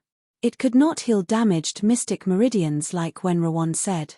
Thus, strictly speaking, it was basically useless to her father. She remembered Wen Rawan saying that the pill was gifted to her by a wandering Daoist priest. That sounded untrue no matter how she listened to it.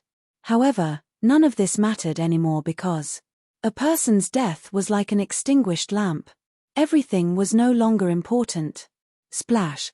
The small white jade bottle was thrown into the water, and it slowly sank into the water. Mo Lian grabbed her hand and pulled her toward the bottom of the bridge. "You should feel better after being exposed to the wind for so long. Don't you think I'm cruel?" The child lowered her head and kicked a small pebble at the tip of her foot. Mo Lian squeezed her hand with a smile. "When I was 8 years old, I killed a personal nanny who took care of me and implicated many people. At the time, Royal Father ordered them all to be executed. Do you think I'm cruel? She harmed you." The little fellow raised her chin and stared at the youth with her pitch-black eyes. "That's right. She poisoned me and was discovered. At the time, she begged me and knelt on the ground, crying and shouting. She told me from when I was 3 years old to when I was 7. She kept on confessing that she used to take care of me so attentively." Mo Lian absent-mindedly raised her head and glanced at the distant night. "I didn't forgive her. Moreover, I personally executed her. I used to respect her a lot. She was a woman who looked very benevolent.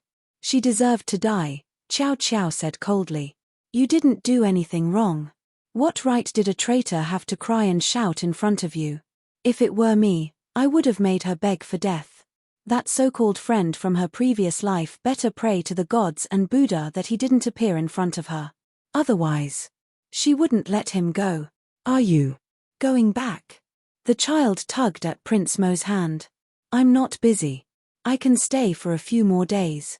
Huifeng, who was secretly following them in the dark, quietly exchanged a glance with Ao Yi. In the past 2 days, impeachment letters had been sent to the Queen like snowflakes. The matter of the Crown Prince abandoning state affairs and running away in the middle of the night had even startled the Queen Dowager. How could she be as indifferent as a certain master said? Mo Lian suddenly picked up the child and sniffed her tiny neck.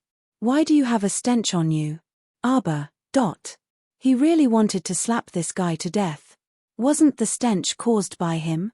It's your subordinate's stench.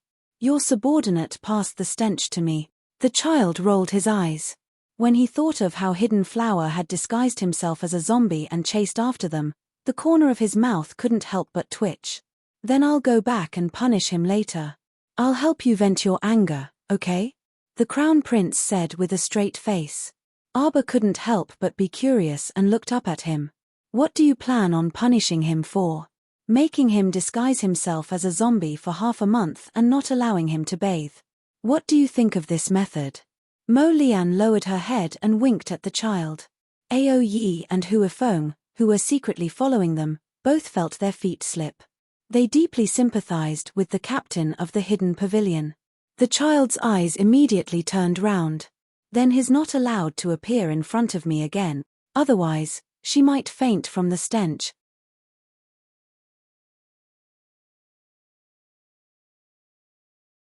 Chapter 237. Okay. The Crown Prince immediately nodded. This pair of heartless people decided Hidden Flower's tragic fate for the next half a month with just a few sentences. Ao Yi and Hua Feng looked at each other and both observed a moment of silence for Hidden Flower. Today is the Thousand Flower Festival. It's rare for it to be so lively, but the good atmosphere was ruined, Arbor lamented in a small voice. The two of them walked down the street. The ground was littered with flowers, and there was not a single person in sight. The crowd must have been scared back home. Isn't this pretty good? You like peace and quiet, and I also like this kind of peaceful atmosphere. Mo Lian smiled. The ground is littered with flowers, the little fellow muttered. She lay on the youth's shoulder and looked up at the night sky. It's ugly. Only a ray of moonlight faintly shone down. The moonlight was warm. Mo Lian chuckled and pointed up. Isn't it easy to see flowers? Look over there. Under the moonlight in the distance, a shower of flowers spun up. Colorful petals fluttered down, and it was as if they were performing a beautiful flower dance under the night sky. A few petals were blown by the night wind and stuck to the child's upturned face. The night sky had been replaced by the brilliance of luminous pearls. Red, yellow, pink, and green petals fluttered in the air. It's beautiful. The child's unbreakable frozen face showed signs of cracking. Her lips tugged into an uncoordinated smile, and she subconsciously reached out to grab the falling petals. This truly was the Thousand Flower Festival, not just in name but also in reality. The gloominess brought about by Wenruan's death was completely swept away now. For you.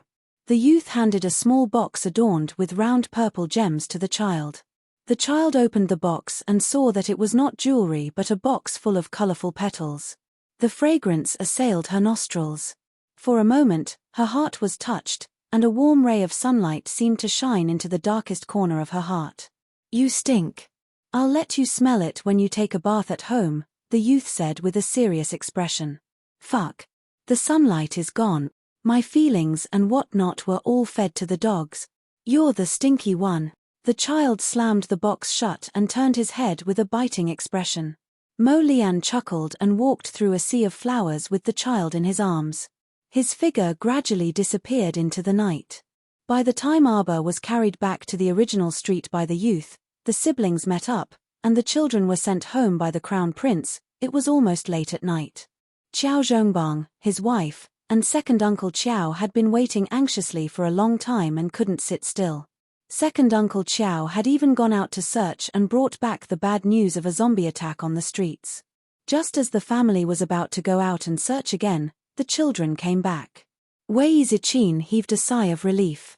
She reached out to pull her eldest daughter over and asked worriedly, "Child, are you all right? Is it true that a zombie sneaked into the city?" "It's true." Arbor nodded. "That zombie attacked Aunt Wen." "I'm sorry, Mother. I chased after Aunt Wen but couldn't find her. The zombie might have chased her far away. I was worried about Xiao Lin so I went back to look for them. I didn't continue to chase after Aunt Wen." Wei Ziqin shuddered with fear. Only then did Qiao Zhongbang and second Uncle Qiao realize that Wenruan did not come back with them. The family hastily thanked the Crown Prince for escorting the children back. His Highness the Crown Prince naturally gained a favorable impression in front of the Qiao family.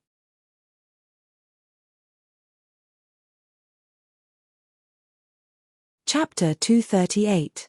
Mother, I'm useless.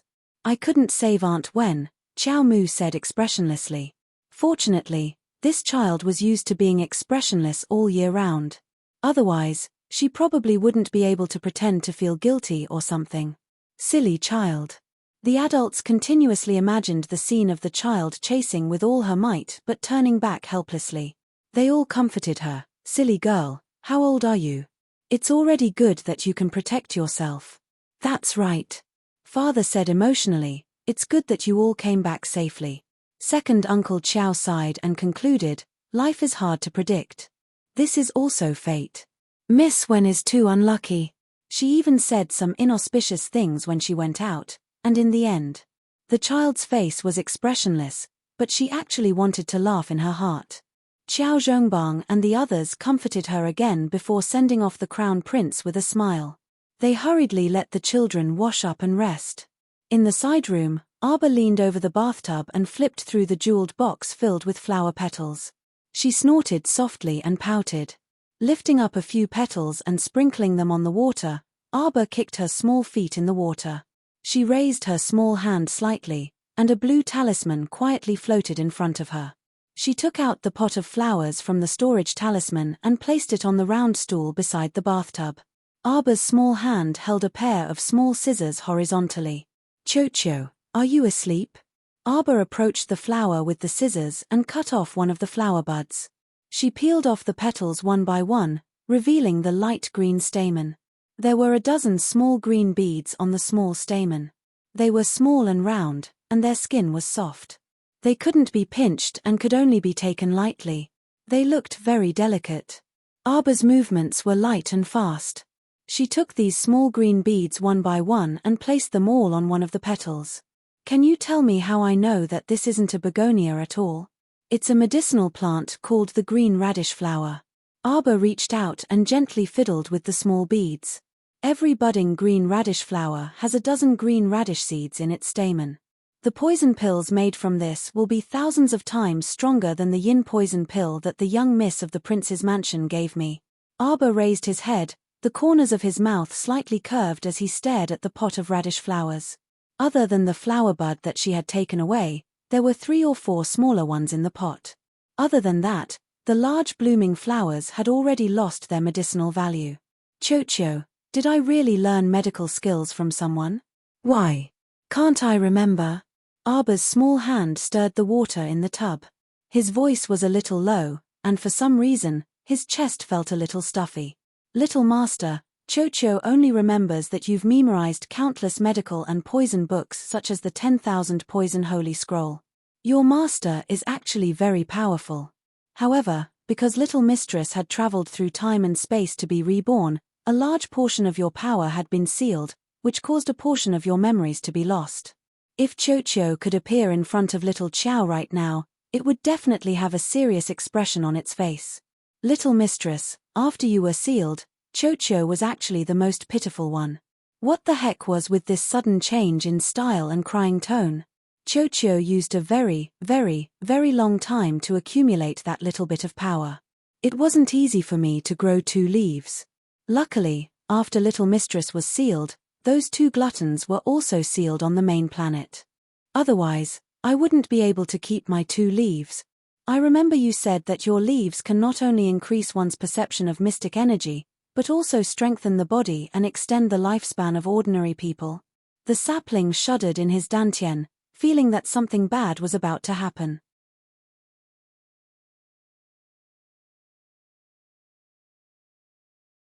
Chapter 239. Chocho, leaves. Ha, ha ha. Master, actually, after you were sealed, Chocho's memories also became incomparably chaotic. That's why I sometimes remember something, and sometimes I don't remember anything. Chocho awkwardly tried to change the topic. Furthermore, Master probably doesn't know.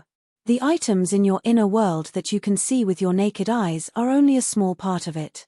Your inner world hasn't been fully opened, so you can't really use it right now.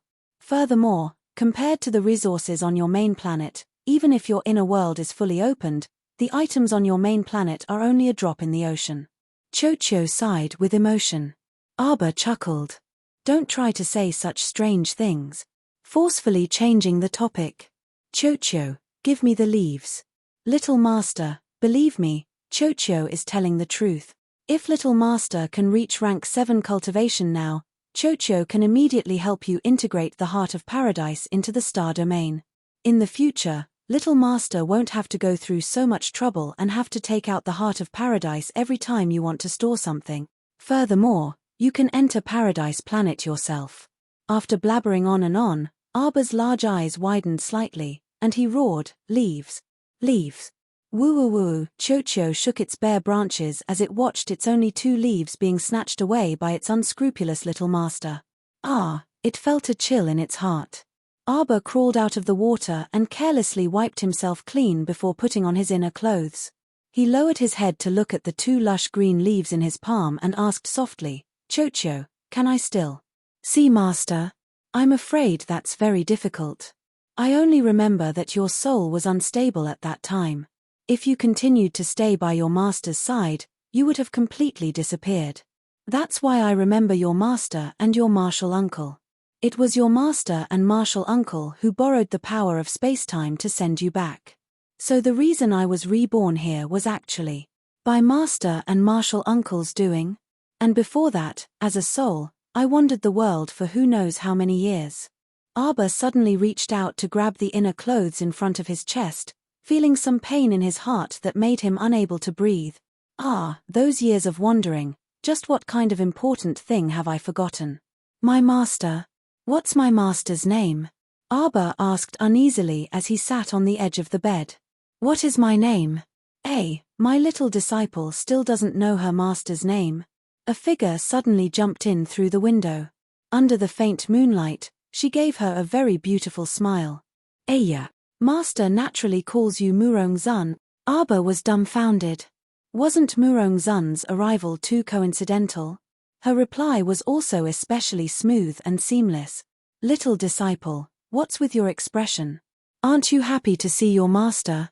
Murong-zun flashed in front of her and picked up this soft and cuddly child.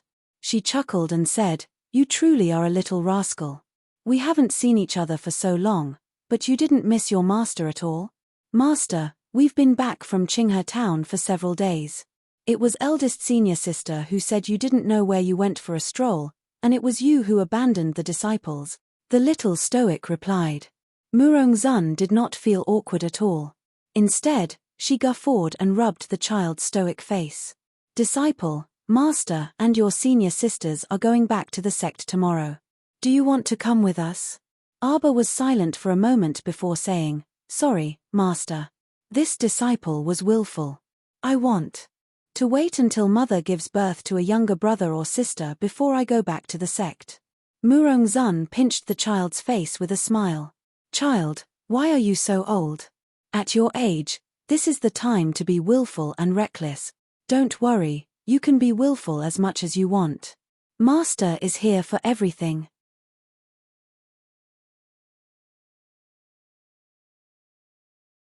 Chapter 240. Master. Arbor turned her small head to look at her. "Why do you keep pinching my face?" Murong-zun said matter-of-factly, "You have facial paralysis, so master will pinch it for you to see when your face can become more lively." Arbor. Murong-zun chuckled and placed the child on a stool. She pulled out a map from her sleeve and stuffed it into the child's hands. "Do you know 5 Moon City? It's quite far from Mo Kingdom. You have to leave the northern part of planet Seekong and head west to the Great Snow Mountain outside 5 Moon City. That's our Holy Water Sect's headquarters. Although many countries exist side by side in the northern part, Mo Kingdom is very powerful and has basically unified the northern part, so the northern part won't be too chaotic. The western part is different. The tribes and clans in the western part mostly fight each other, and there are all kinds of chaotic battles every day. I'm afraid there are also many mutated zombies." Murong-zun stroked the child's confused face. "How about master leave someone here to wait for you? I'll bring you back to the sect when the time comes." Arbor hastily shook her head. She was not a real 7-year-old child and needed an adult to accompany her to school. Moreover, 2 months of time was neither long nor short, so why should she delay her senior sister's cultivation time? "You little girl, didn't master say you could be willful and act spoiled with master at any time? You're so sensible that even master's heart aches when I see you." Murongzun reached out to rub the child's icy face. When you go to the sect to cultivate this time, you'll have to let go of everything in the secular world. You won't be able to return home for at most 8 to 10 years, or at least 3 to 5 years. It's good that you stay for a few more days. You can properly say goodbye to your family and have a good talk with your parents. Okay. Arba nodded obediently. There's an extremely rich mystical treasured land on our sect's snow mountain. The mystic energy there is so dense that you can't imagine it. I believe you'll like it a lot, my disciple. Hurry and come, okay?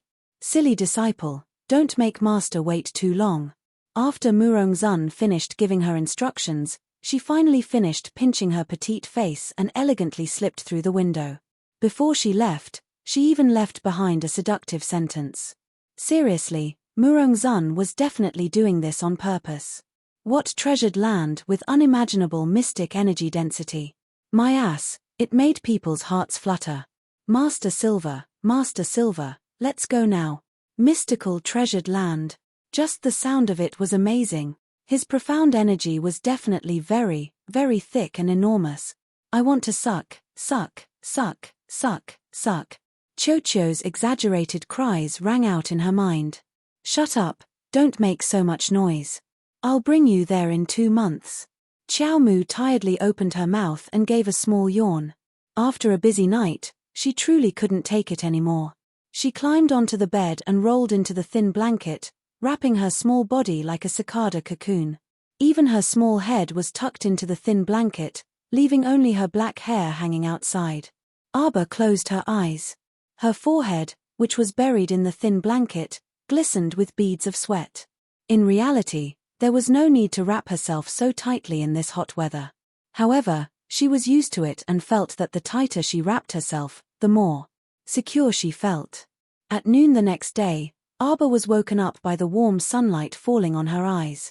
The child wrapped in the thin blanket was drenched in sweat. She flung the blanket off her body and got up.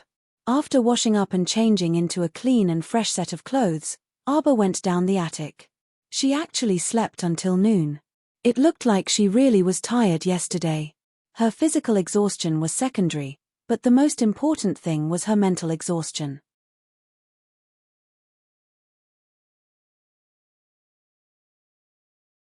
Chapter 241. As soon as Arba entered the main hall, he paused in his steps. As it turned out, City Lord Jiyu and Mr. Zhong were also present. They were talking to their parents and second uncle. Elderly Lady Qiao was sitting at the side, her eyes red as though she had just cried. Xu Niang consoled her from the side.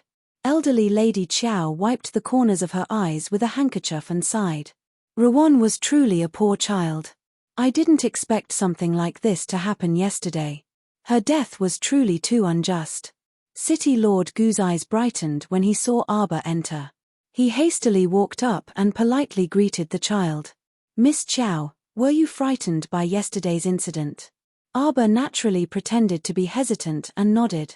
City Lord Jiyu came to deliver when Rowan's ashes. After cremating her, he should at least leave some ashes for her family as a memento. City Lord Jiyu was shocked when he found out Rowan's identity last night. He was still on tenterhooks when he came to visit, afraid that the little girl would angrily rebuke him. However, it seemed that this Miss Wen did not have much status in this family. After all, she was an outsider and was only slightly related to elderly Lady Qiao. Although Qiao Zhongbang and his wife sighed, they were not sad. They calmly received the news of her death. After all, they had only interacted with Wen Rowan for a few days. Qiao Zhongbang felt that this Miss Wen had a lot of thoughts. When City Lord Jiyu and Mr. Zhong went out, they coincidentally saw the Crown Prince enter the Qiao residence. City Lord Jiyu hastily said to Mr. Zhong, "Has Miss Qiao's reward from the previous mission been delivered?" "It has. Don't worry, sir." "Ayo, then hurry up and send some things over. Just say it's supplementary reward. His Highness the Crown Prince eats, lives, and comes to the Qiao residence every day, right? We can't let a little girl spend money to feed His Highness, right? That's not good." His Highness was a bit shameless. Mr. Zhong was dumbfounded. What the hell was Sir Jiyu thinking? You're saying His Highness is a freeloader behind his back. How much do you want to die? Oh, little Mo is here. Wei Ziqin smiled happily when she saw Mo Lian. She hurriedly invited him in and sat down. Jojo just woke up. Let's have lunch early. Jojo must be hungry too. Auntie, you don't have to work so hard. Just eat something. Prince Mo, who used to have "I'm hard to please" written all over his body, responded with a smile and put on a face that said, I only need a bowl of rice to satisfy you. Arbor stealthily shot a murderous glare at this guy. He couldn't help but raise his chin at him, indicating for him to scram. This damned fellow, he came to their house every day and was especially familiar with his father and second uncle. Where did these three men get so much nonsense from? A certain crown prince was well-read and intelligent. As long as he was willing, he could really talk about any topic. Whether it was martial arts techniques or military affairs, he could talk about anything. Therefore, father and second uncle were really chatting with the crown prince. The more they chatted, the happier they were. They kept praising young Master Mo, saying that he was knowledgeable and had exceptional talent. They were really putting all the good things they had on him. In just 2 or 3 days, he took in her entire family. Even the little foodie would say big brother, this time every time she saw the crown prince. Darling Qiao was really infuriated. This group of people with no moral integrity had all changed sides in a moment of inexplicable carelessness. Come out. Arbor gave a certain crown prince a murderous look. Wei Ziqin hurriedly went up to pat Qiao Mu's head. She looked at her daughter in complaint. What are you saying, child? Don't be fierce to little Mo.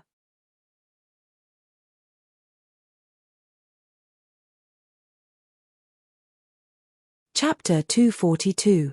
Yes, don't yell at me. Crown Prince nodded repeatedly, his almond-shaped eyes sweeping over the child as he chuckled. How infuriating. Mother wasn't even Jojo's biological mother anymore. Ahem. Madame Qiao coughed lightly, trying to attract Arbor's attention. Jojo. I heard that grandmother's body hasn't been well these past 2 days. Arbor turned his head and replied coldly, Xuniang, why aren't you helping grandmother back to her room to rest? Madame Qiao was so angry that she pursed her lips. She hadn't even finished speaking. Judging from the little girl's string of words, she probably didn't want to see her at all. Madame Qiao hurriedly sat up straight and rushed to say, Jojo, do you have any good medicine on you? Grandmother's hand accidentally bled this morning. If you have any good medicine, lend it to grandmother to apply it. Madame Qiao forced a smile at the little girl. She rolled up her right sleeve, revealing a red, glistening wound on the back of her hand. Mother, where did you get hurt? Qiao Zhongbang jumped up. He was close and saw that the wound was quite long and deep. Qiao Zhongbang's heart ached for his mother, and he couldn't help but complain, Xuniang, how are you taking care of Madame Qiao? How did you let Madame Qiao get hurt like this? Xuniang was also shocked. She hurriedly shook her head and said, Master, this old servant really doesn't know when Madame Qiao hurt her hand. Arbor and Crown Prince approached one after another, looking down to examine the wound carefully. When she raised her head, Qiao Mu tugged the corner of her mouth at elderly Lady Qiao and tossed her a cold, thought-provoking smile. Madame Qiao froze for a moment, her heart skipping a beat. However, her old face quickly calmed down, and she continued to look at Arbor innocently. Jojo, do you have any good medicine? Yes, I have all kinds of medicine. Arbor's smile becomes more and more interesting. She takes out a small box of high-quality ointment from her waist. It's the leftover ointment that Mo Liushi used to scratch her. Grandmother, let your granddaughter apply it to your wound. Granddaughter can show her filial piety, Arbor said softly with a smile. The old lady felt goosebumps all over her body. She was really not used to the little guy speaking so politely to her. There's no need. I'll go back to my room and apply it myself. Madame Qiao snatched the ointment from Arbor's hand and hurriedly stuffed it into her pocket. She got up and said that she had a headache and wanted to go back to her room to rest. Then, she fled without looking back. Xiao Yao, you stay here with mother and sister. Father, second uncle, come with me. As soon as the old lady left, Arbor's little face turned cold. Second uncle and Father Chow looked at each other, their hearts sinking. The old lady took the medicine and hurried back to the house. As soon as she entered the house, she was disgusted by the rotten smell. She endured the discomfort and hurriedly pushed open the door to the small room. She called out softly, Huan, quickly come and apply the medicine. Mother got the ointment. A woman with long, withered, and disheveled hair suddenly turned around. There were dark circles under her eyes. Chow Wenhuan snatched the ointment from the old lady's hand and complained anxiously, "Why were you gone for so long?" Ever since the day she was scratched by the zombie, her wound had never healed. It was even worse these 2 days. It actually started to fester and rot, and she even saw a small piece of rotten flesh fall off her arm. No matter what ointment she applied, it didn't help. She remembered that her niece had a lot of high-quality ointment on her, so she took the risk to sneak into the Chow family in the middle of the night to ask her mother for help.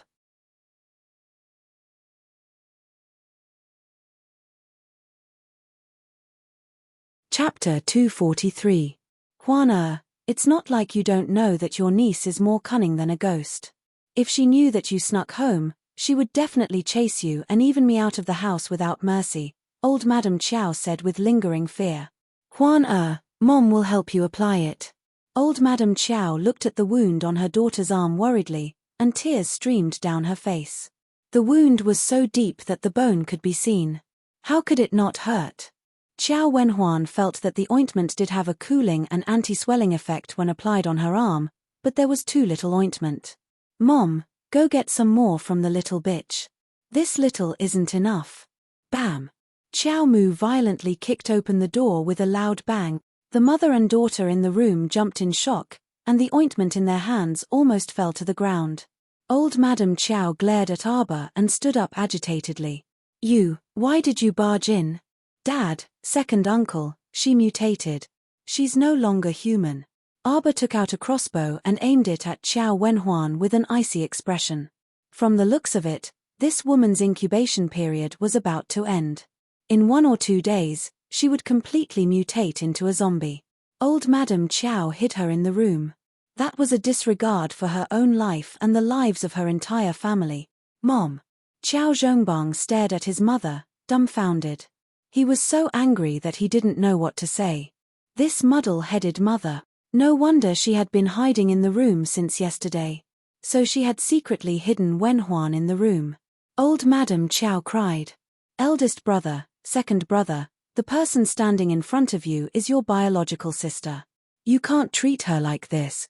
Arbor shot an arrow, but it didn't hit Chow Wenhuan. Instead, it was nailed to the cupboard door. Because Chow Wenhuan's dodging speed was quite fast, Chow Mu couldn't help but be taken aback by this strange speed. Chow Zhongbang broke out in a cold sweat as he watched. He dragged his panic-stricken mother over and yelled impatiently, Old mother, did Chow Wenhuan scratch your hand? She wasn't caught. Arbor said coldly, her wound is deep, shallow, and crooked.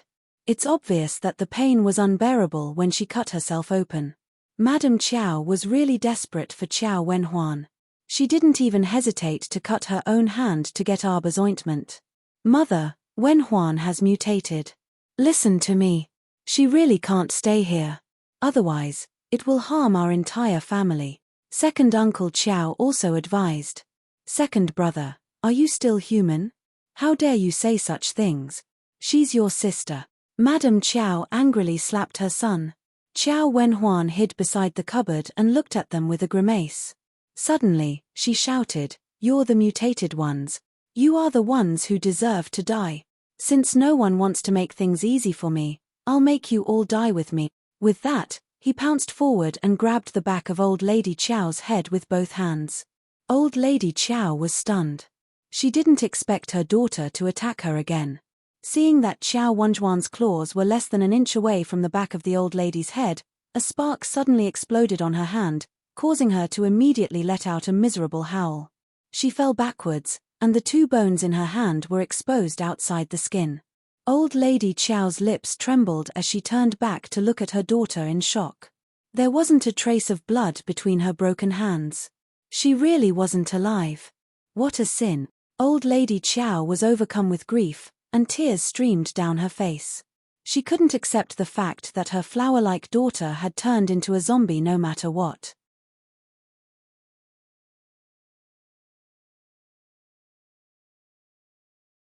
Chapter 244.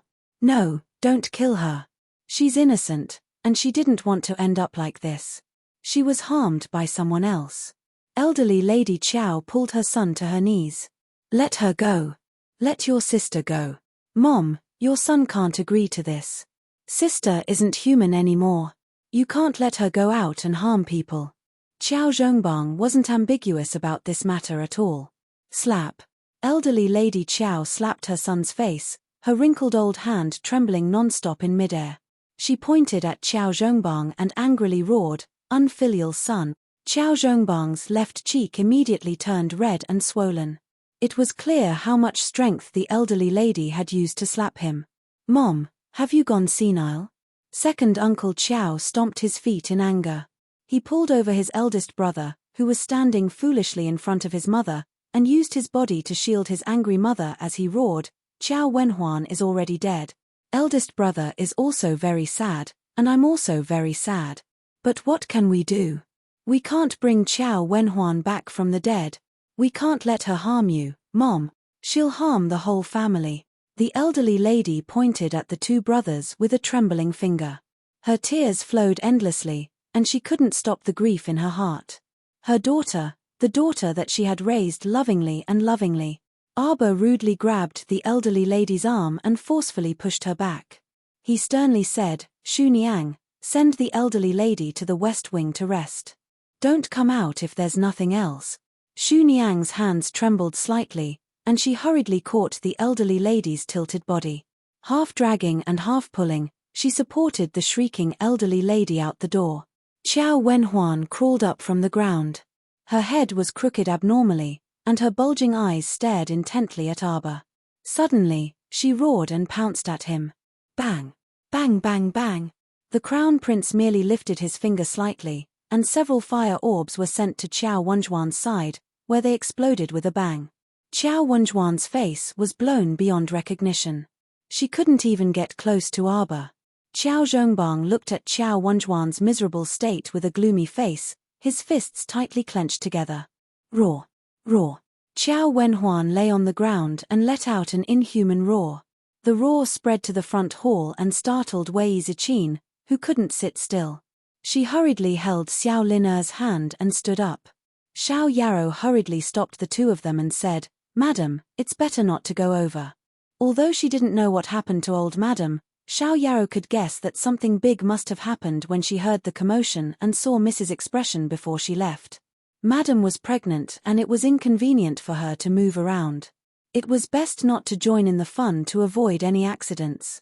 However, how could Wei Ziqin sit still?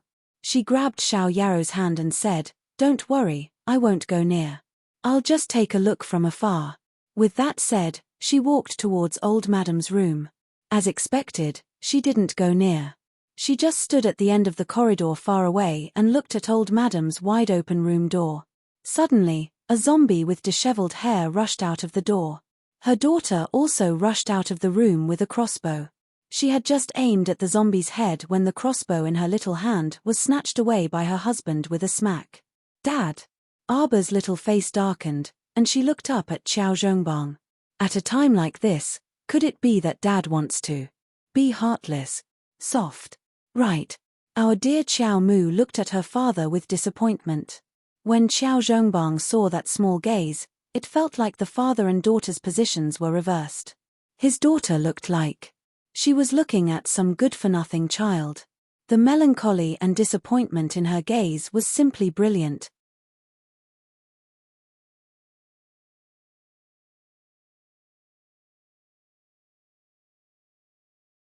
Chapter 245. Jojo. Don't do it yourself, let Dad do it.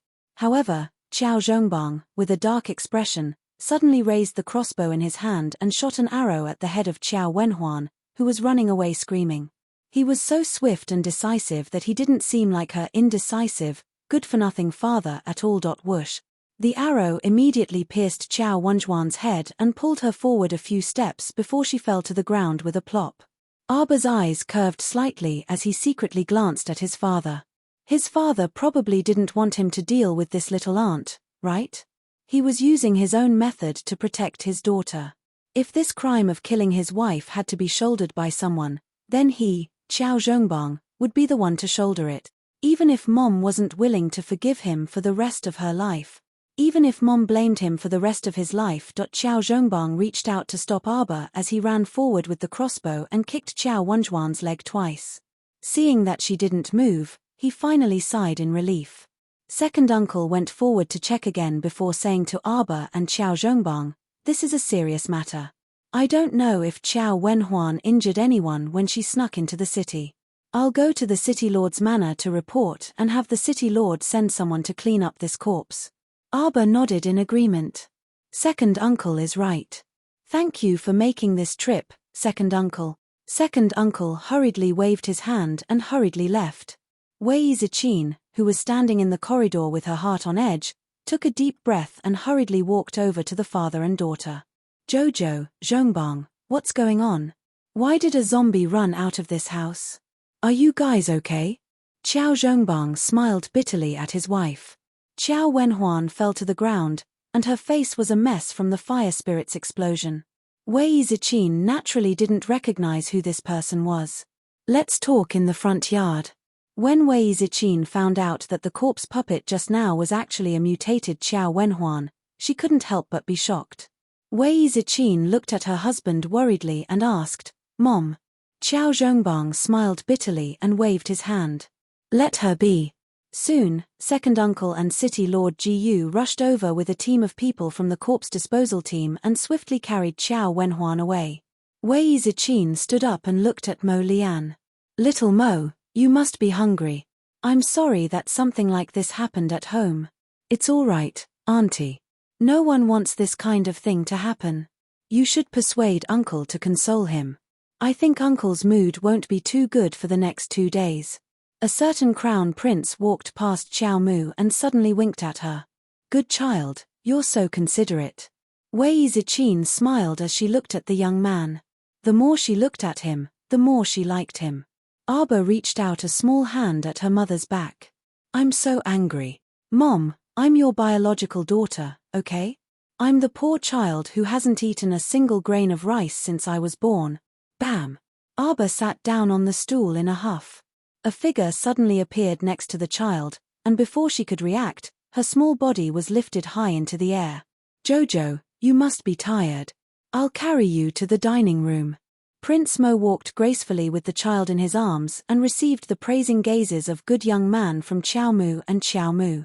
"Let's go wash our hands and eat." "Wash your sister's hands. I'm not a child. Put me down, you jerk." Prince Mo secretly chuckled, but he hadn't taken 2 steps when he heard Duan Yu's voice from the door. "Jojo, is Jojo home?" Prince Mo turned around with Miss Qiao in his arms and shot a murderous look at Duan Yu, who was running over. Untactful guy. Why did he come to join in the fun? Could Jojo's family's favorability be improved by just anyone? Don't even think about it. Humph.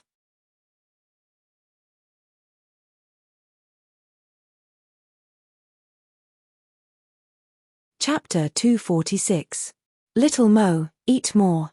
Wei Ziqin kept putting food into Prince Mo's bowl and didn't forget to call out to Duan Yu. You eat too." Xiao Lin watched as the food that originally belonged to her was placed into the 2 youths' bowls. She could only aggrievedly gnaw on the bun in her hand. Arba felt even more aggrieved and exhausted. She wanted to eat a piece of meat, so her parents rushed to give meat to the 2 youths. She wanted to eat a mouthful of vegetables, so her parents took turns to make the 2 youths eat more vegetables.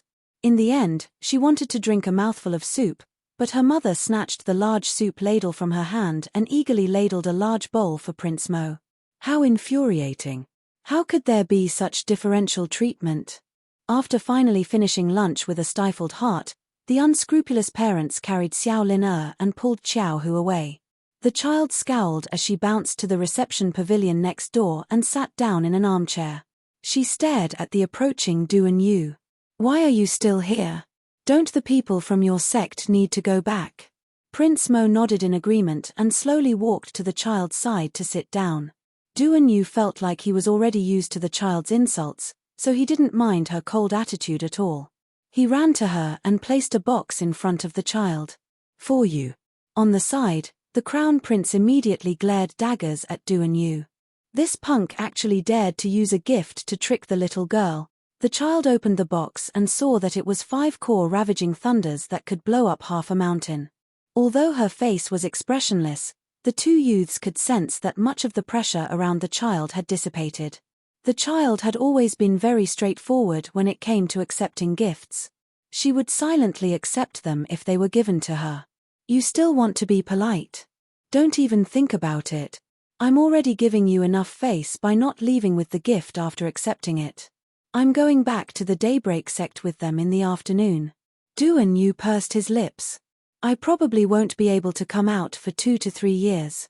However, I heard that the 3 sects will have a competition every few years. We will still have a chance to meet again in the future. Oh. The child nodded. After saying so much, you only replied with an oh. How can we continue chatting happily like this?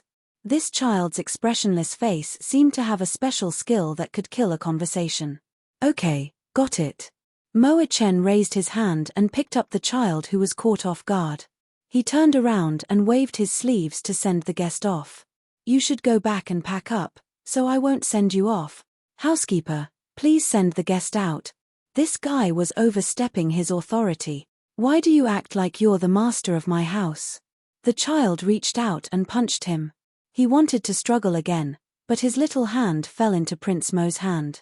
The child laid on Prince Mo's shoulder, and his round eyes glanced at the miserable Duan Yu one last time. After some thought, he extended his other small paw and symbolically waved it at him. Bon voyage.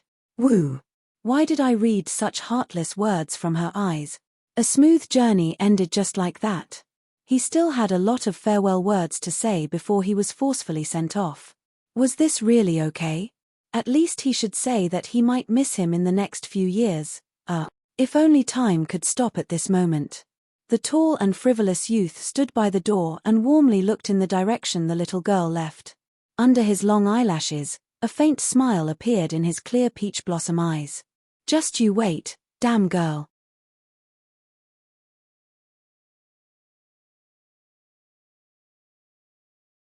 Chapter 247. Mo youngster lowered his head to glance at the box the child was hugging. With a light snort, he reached out to take the box from her and tossed it onto a stool at the side. The child glared at him with round eyes. Stinky brat, you're too rude.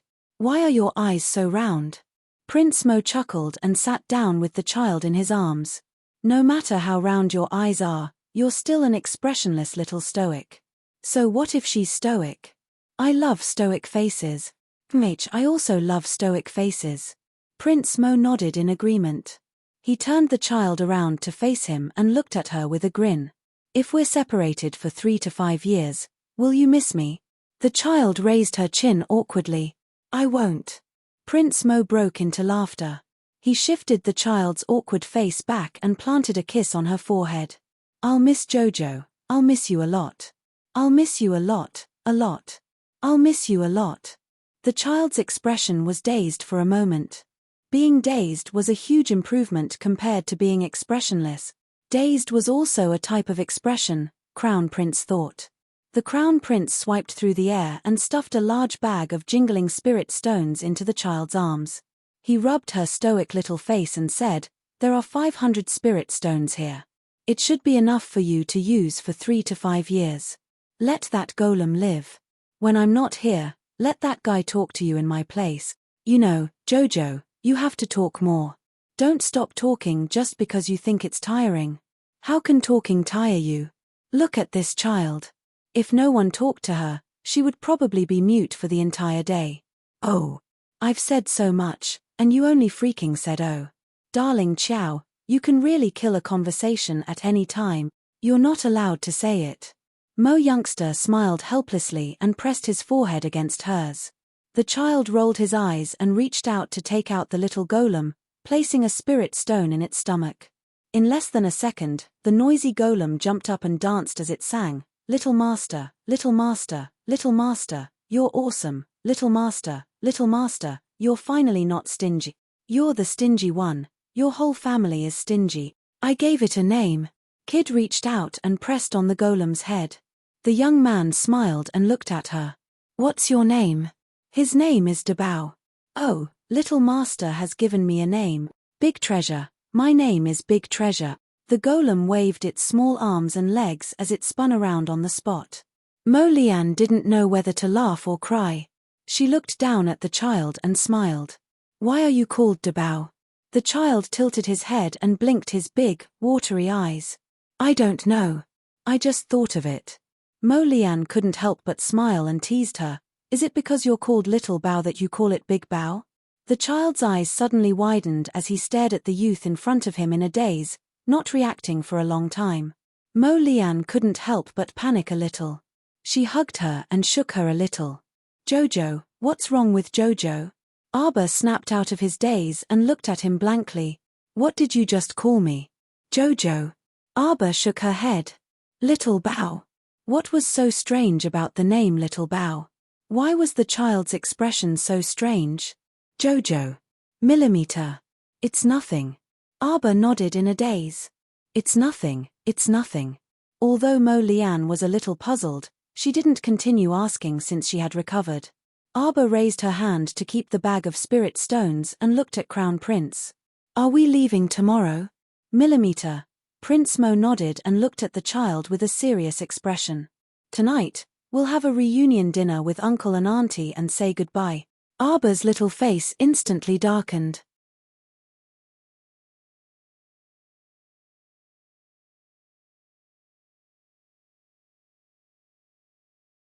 Chapter 248. As expected, Father and Mother Qiao enjoyed dinner to their heart's content. Second Uncle Qiao even told Arbor to bring out 3 jars of bamboo leaf wine and drink 10 or so cups with the youth.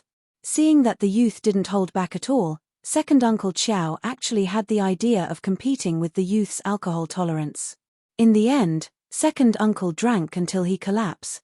Arbor helplessly pursed her lips. "Second Uncle, don't casually compete with others if your alcohol tolerance isn't good. Look at how you collapsed when the second jar was just opened." But the youth's expression didn't change at all. Seeing that it was getting late, Father and Mother Qiao enthusiastically invited the youth to stay the night. Arbor felt that something wasn't right, but she couldn't put her finger on it. She then thought about what the youth said earlier and racked her brain. Suddenly, a light bulb lit up, and she finally sensed that something wasn't right. He was a crown prince who had nothing to do with old Qiao's family. What was there to reunite with old Qiao's family? He even had the glorified excuse of having a reunion dinner with Uncle and Auntie. Darling Qiao secretly glared at the crown prince. Coincidentally, the crown prince sensed it and turned his head back. He flashed her a smile, and it was as if the sky was filled with stars. That face was truly blinding. How infuriating. Every time she ate with the crown prince, it was as if the baby had been picked up from the streets. Mother and father's attention was completely not on their own daughter. Second Uncle Qiao hugged the half-open jar of wine as he sprawled on the table and murmured in a daze, "Bamboo leaf wine, bamboo leaf wine." Wei Ziqin was overjoyed, and she hurriedly instructed Shu Niang to help Second Uncle back to rest. Arbor thought for a moment, then took out 6 peaches and 2 leaves from the storage talisman and placed them on the table. The peach trees in the paradise bore fruit very slowly. After so long, she had only plucked 6 peaches, and they had been stored in the storage talisman. "There are fruits after the meal. 1 each. Eat." "Peaches." The little foodie immediately jumped up and was the first to jump to Arbor's side, reaching out to grab one of the peaches. "Yo, this peach grows well." Qiao Zhongbang immediately laughed. "Father, eat this leaf first, then eat this peach." Arbor handed the leaves and peaches to his father and said to his mother, "Mother, you too." "I've thought about it. Father, your profound veins are damaged, causing your profound energy to flow out completely. But that doesn't mean that you won't be able to sense profound energy from now on." Arbor looked at his father with a serious expression and said, This leaf can increase a normal person's perception and profound strength. Who knows, it might even help you reconstruct your profound veins. Logically speaking, with Mother's condition, it is impossible for her to reopen her profound veins, but there is no harm in eating this leaf. At least it can strengthen her body. The couple stared blankly at their daughter. Especially Qiao Zhongbang, who listened to his daughter's explanation as if he was listening to a fairy tale. He couldn't help but stutter when he opened his mouth. Daughter, why you mean that this leaf can help father sense mystic energy again? It should be possible. Father, give it a try.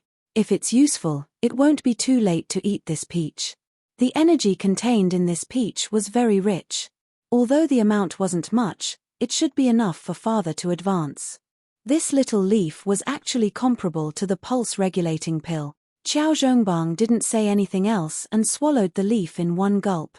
Wei Ziqin also ate the leaf. Soon, Qiao Zhongbang looked at his daughter with joy at the turn of events. Jojo, father felt it. Father felt the recovery of profound energy, the awakening of profound veins. It seems that I can really reconstruct my profound veins.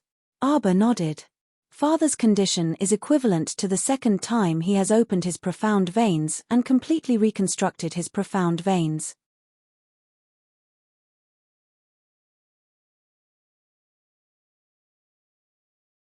Chapter 249. Her premonition wasn't wrong.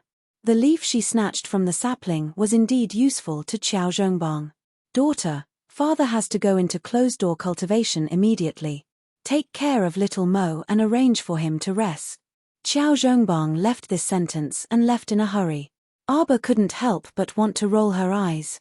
At such a critical juncture, father still couldn't abandon little Prince Mo and even instructed her to take good care of him, as if she had mistreated him. Mother, what do you think? Arba looked towards her mother. However, Wei Ziqin had an odd expression as she looked back at Arba and asked, Jojo, those mystic meridians. Are mystic meridians like thin and weak meridians? Can you feel a trace of special energy slowly swimming within? Arba's eyes suddenly lit up. Mother, you've triggered your mystic meridians? Should be. Wei Ziqin nodded in astonishment. She knew her own body best. Back then, her family's miss had once said that she had no hope of triggering her mystic meridians in this lifetime and could only settle down as a normal person. Thus, she had never rashly asked to become a mystic cultivator. But today actually, on the side, Qiao, whose mouth had long gaped open so wide that a duck egg could be stuffed in, today was truly too dazzling. In the beginning, eldest uncle felt that his mystic meridians were recovering and had hope of successfully repairing them. Now, it was even more exaggerated. Eldest aunt, who had never cultivated mystic energy, actually said that she had successfully triggered her mystic meridians. Just that tiny leaf, a leaf. Qiao, who hurriedly threw himself to Arba's side and shook her arm, saying, eldest sister, do you still have that leaf? Give big brother one. Arba couldn't help but laugh as she looked at the dignified child. You dummy, you're already a mystic cultivator. You don't need to sense mystic energy anymore. If you just want to increase your mystic energy and advance, eating peaches will do too. Peaches. Qiao, who had a flash of inspiration and hurriedly picked up a peach. He stared dumbfoundedly at Xiao Lin who had already finished half of it. Big sister, little sister has already eaten half of the peach. Why isn't she having any reaction? Arba couldn't help but laugh when he saw how his sister wished she could bury her head in the peach. Little Lin is still too young. Opening her profound meridians now wouldn't do her any good. It's better to slow down and wait until you're 7 or 8 years old. Since he had yet to trigger his meridians or temper his body, he was naturally unable to absorb the energy contained within the peach juice. Therefore, this glutton was the true reckless waste of natural resources. Eating peaches was only to satisfy one's appetite. Sister, this peach. Xiao Lin little hand, which was covered in peach juice, touched the second peach. She was reluctant to let go, but her eyes looked pitifully at her older sister. Arba was about to die from her laughter. He shook his head and said, Big sister doesn't want to eat anymore. I'll save it for you. But you're not allowed to eat it today. Save it for tomorrow after lunch. Xiao Lin Baobao's eyes suddenly lit up. She hurriedly reached out to take Dao Zi and smiled sweetly at her sister. Thank you, sister. This is for you. Arba stuffed the last peach into the crown prince's hands. He turned to his mother and said, Mother, you should also return to your room and go into seclusion. Remember to eat the peach. It'll help you advance. I'll take Xiao Lin to sleep now. After sending his sister back to her bedroom and settling her down, classmate Arba brought the crown prince out of the loft and pattered out. Jojo, how about you owe me a gift in return first? When we meet again, I'll give it to you. The crown prince put away the peach with a grin. He followed behind the child with her short legs and slowly walked step by step. Gift in return? A certain person's handsome face appeared in front of the little fellow's eyes. She angrily turned her head and continued to patter forward. Young man, you're taking advantage of me.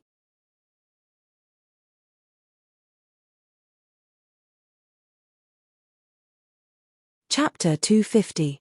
Under the night sky, a crimson light flashed past. As the light spread, the crown prince and Xiao Mu looked up at the same time. Arba suddenly felt her body lighten. She looked helplessly at the crown prince, who had reached out to lift her up. She gritted her teeth. A certain child muttered, I want to grow taller, but I won't let him carry me. Jojo, I will miss you very much. The crown prince pressed his forehead against hers and softly muttered, Don't worry, I will remember your gift. When we meet again, I will definitely return it to you, okay? Okay, your head. What kind of gift is that? I don't really want it. Okay. The crown prince agreed on behalf of a certain child with a smile. You can even talk to yourself to this extent. Shameless fellow, I am so angry. After a red light flashed past in midair, a slightly shorter black figure suddenly appeared behind the crown prince. It was a young boy of about 11 or 12 years old. He was completely different from Xiao, whose dignified appearance. This young boy was cold and handsome, and his eyes were sharp. The strangest thing was the pair of eyes that he cast over. They were naturally different, and they were gold and red. Xiao Mu's face was filled with curiosity as she watched, completely ignoring the young man's taut, handsome face that refused to let anyone see him. This is little Seven. Prince Mo glanced at the child behind him with a headache. Look at this impatient child. She had already said that she would leave early tomorrow morning, but she couldn't wait to come. You are that flaming golden dragon. The child's eyes lit up as she sized up Seventh Yang's head. The towering and terrifying dragon head had actually become a human head now. The young boy glanced at her and looked away with a snort. His attitude is bad. The child turned her head to look at the crown prince with a stoic face. She didn't even realize that she was complaining. Can I beat him? The crown prince almost laughed out loud. He shook his head regretfully. You can't beat him. The child made a no sound and muttered to herself, if I can't beat him, then forget it. The crown prince. Hearing this, the young boy turned to glare at her. This little brat meant that if she could beat him, she would give him a good beating. Audacious, impudent human. The young man turned his head and glared at the child. The child rolled his eyes and glared back at him, unwilling to be outdone. The crown prince held the child's waist with one hand and carried the child into the loft. Could it be that the auras of these two little fellows were incompatible? Why were they staring at each other like black-eyed chickens when they first met? It was better not to put the two of them together. We can't stay over tonight. Mo Lian put the child on the bed and patted her forehead with regret. Go to sleep. Be good and close your eyes. I'll leave after I see you fall asleep. Arba. There's no way I can fall asleep if you stare at me like that. The crown prince patted her small body and said softly, Don't worry, I won't forget the gift in return. We'll meet again soon. When that time comes. The crown prince flicked his sleeves. Xiao Mu vaguely smelled a faint calming medicinal fragrance. Her long eyelashes fluttered, and she actually fell asleep. Mo Lian sat on the edge of the bed and stared at her in a daze for a while under the cold moonlight through a thin veil. Then, he got up and left. The door to the room closed with a creak. The young man's tall and slender back was elongated under the cold moonlight. He looked lonely and elegant, like snow. Seventh Yang's figure flashed, and he transformed into a dragon and flew into the sky, circling and dancing under the cold moonlight. The crown prince leaped up and quietly stood on the dragon's back. He turned his head and gazed deeply at the small courtyard. Although he wasn't there, his heart yearned for it. We'll meet again, Jojo. The flaming golden dragon swept across the sky, illuminating the pitch-black horizon and sprinkling a sea of golden flames.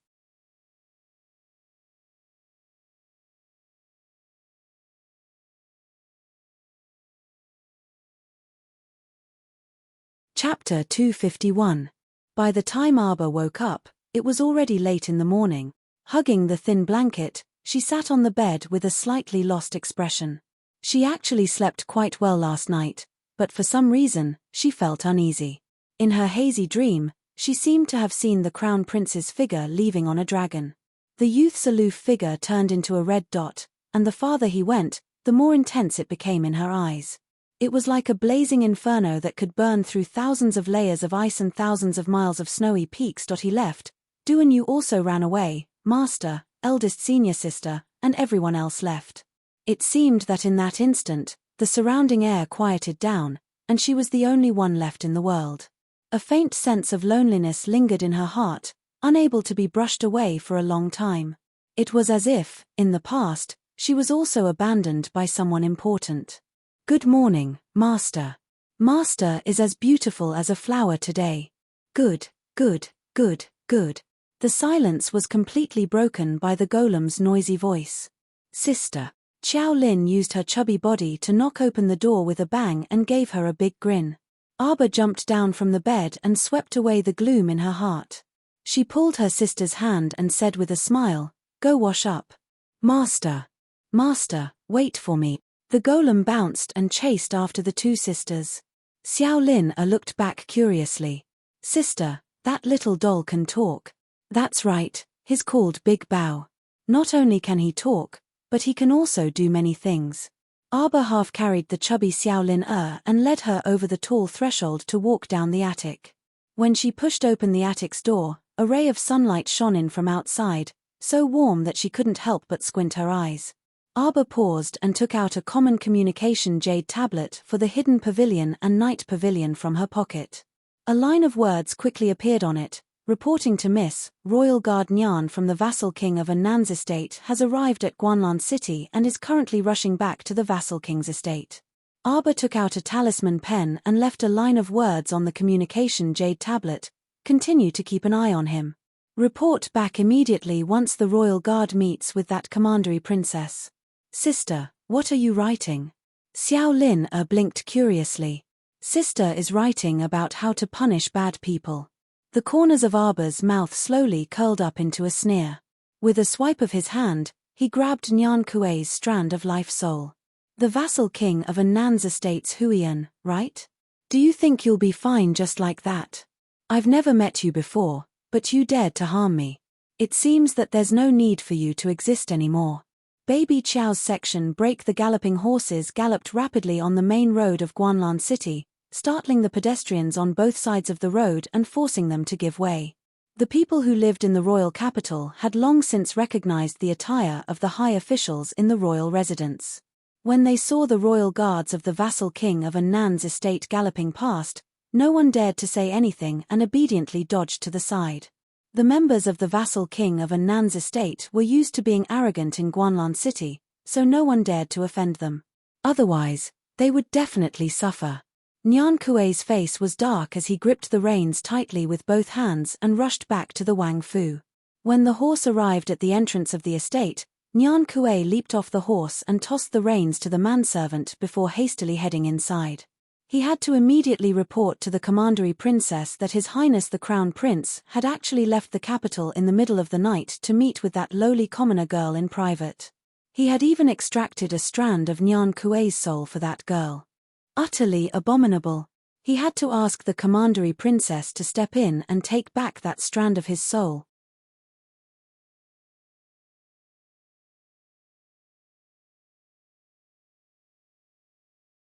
Chapter 252.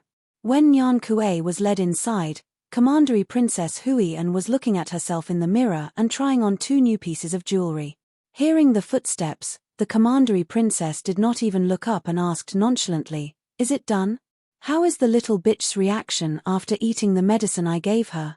Nyan Kuei's expression was a bit unsightly, and he suddenly knelt down on one knee. "Commandery Princess, this subordinate was incompetent." Commandery Princess Huiyan was startled, and she abruptly slammed her hand on the dressing table. She angrily glared at the kneeling Nyan Kuei through the mirror.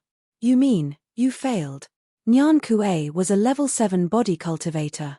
How could he fail when he was sent to a small town to deal with a commoner? Huiyan could not accept this kind of failure at all. She glared at Nyan Kuei coldly and angrily. What exactly happened?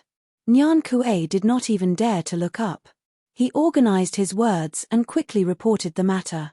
Huiyan's face alternated between green and white. She pondered for a long time before coldly asking with a dark face, "You're saying that Brother Crown Prince cares about a 7 or 8-year-old brat?" Nyan Kuei nodded repeatedly. "That's right. His Highness the Crown Prince secretly left the capital for this girl, so Commandery Princess must already know about this. You ran into Brother Crown Prince in Shizhou City." Huiyan's delicate face was so dark that water could drip from it. "Yes. Good. Good. Good." Commandery Princess Huiyan clenched her teeth and cheered repeatedly. She instantly broke a jade bracelet woven with gold threads in her hand. Brother Crown Prince treated her like she was nothing and had never treated her well. She observed that his usual behavior kept people at arm's length, so she thought that he treated all women the same as he treated her. He was cold, noble, and unpredictable, like a clear stream in the mountains. He was so aloof that no woman could get close to him. However, she did not expect him to do something so outrageous. He abandoned state affairs, left the capital overnight, and disappeared for so many days just to see a commoner girl from a small town. She could not understand. She could not accept or agree with him. Brother Crown Prince's actions broke the fragile heart of a young girl. Huiyan abruptly slapped the broken jade bracelet in her hand and said with gritted teeth, "Nyan Kuei, I want you to bring another group of people to Shizhou City. This time, I'm going to kill this bitch. She doesn't know what's good for her and doesn't know the immensity of heaven and earth. Did she think that a slut like her would be able to become a phoenix one day? I will never let her get what she wants." "Princess." The Crown Prince extracted a strand of my soul and gave it to the young lady. "I'm afraid I'm not up to the task.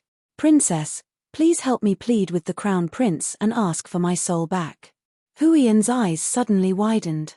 From the mirror, she could see that guard Nyan, who had been chattering, suddenly swelled up like a bulging ball. No.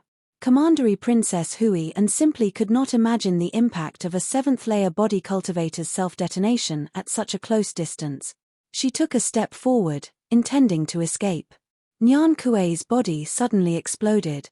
The loud noise even traveled out of the vassal king of Annan's estate and shook half of the capital. Whether it was the peddlers setting up their stalls, the people chatting loudly with their neighbors, or the hurried passers-by on the street, all of them froze in that instant and looked back in shock in the direction of the vassal king of Annan's estate. The earth trembled continuously from the tremors. The terrifying impact of the explosion destroyed more than half of the Commandery Princess's boudoir in the center of the vassal king of Annan's estate. Even many trees in the back garden were forcefully snapped. You're tuning in to the Dreamy Chapters YouTube channel. We're so grateful for your support, and don't forget to subscribe to join us on this incredible journey through captivating stories. Your generosity through donations truly makes a world of difference, as it's the primary source of revenue that allows me to expand and enhance this channel for you. Thank you from the bottom of my heart for being a part of this adventure.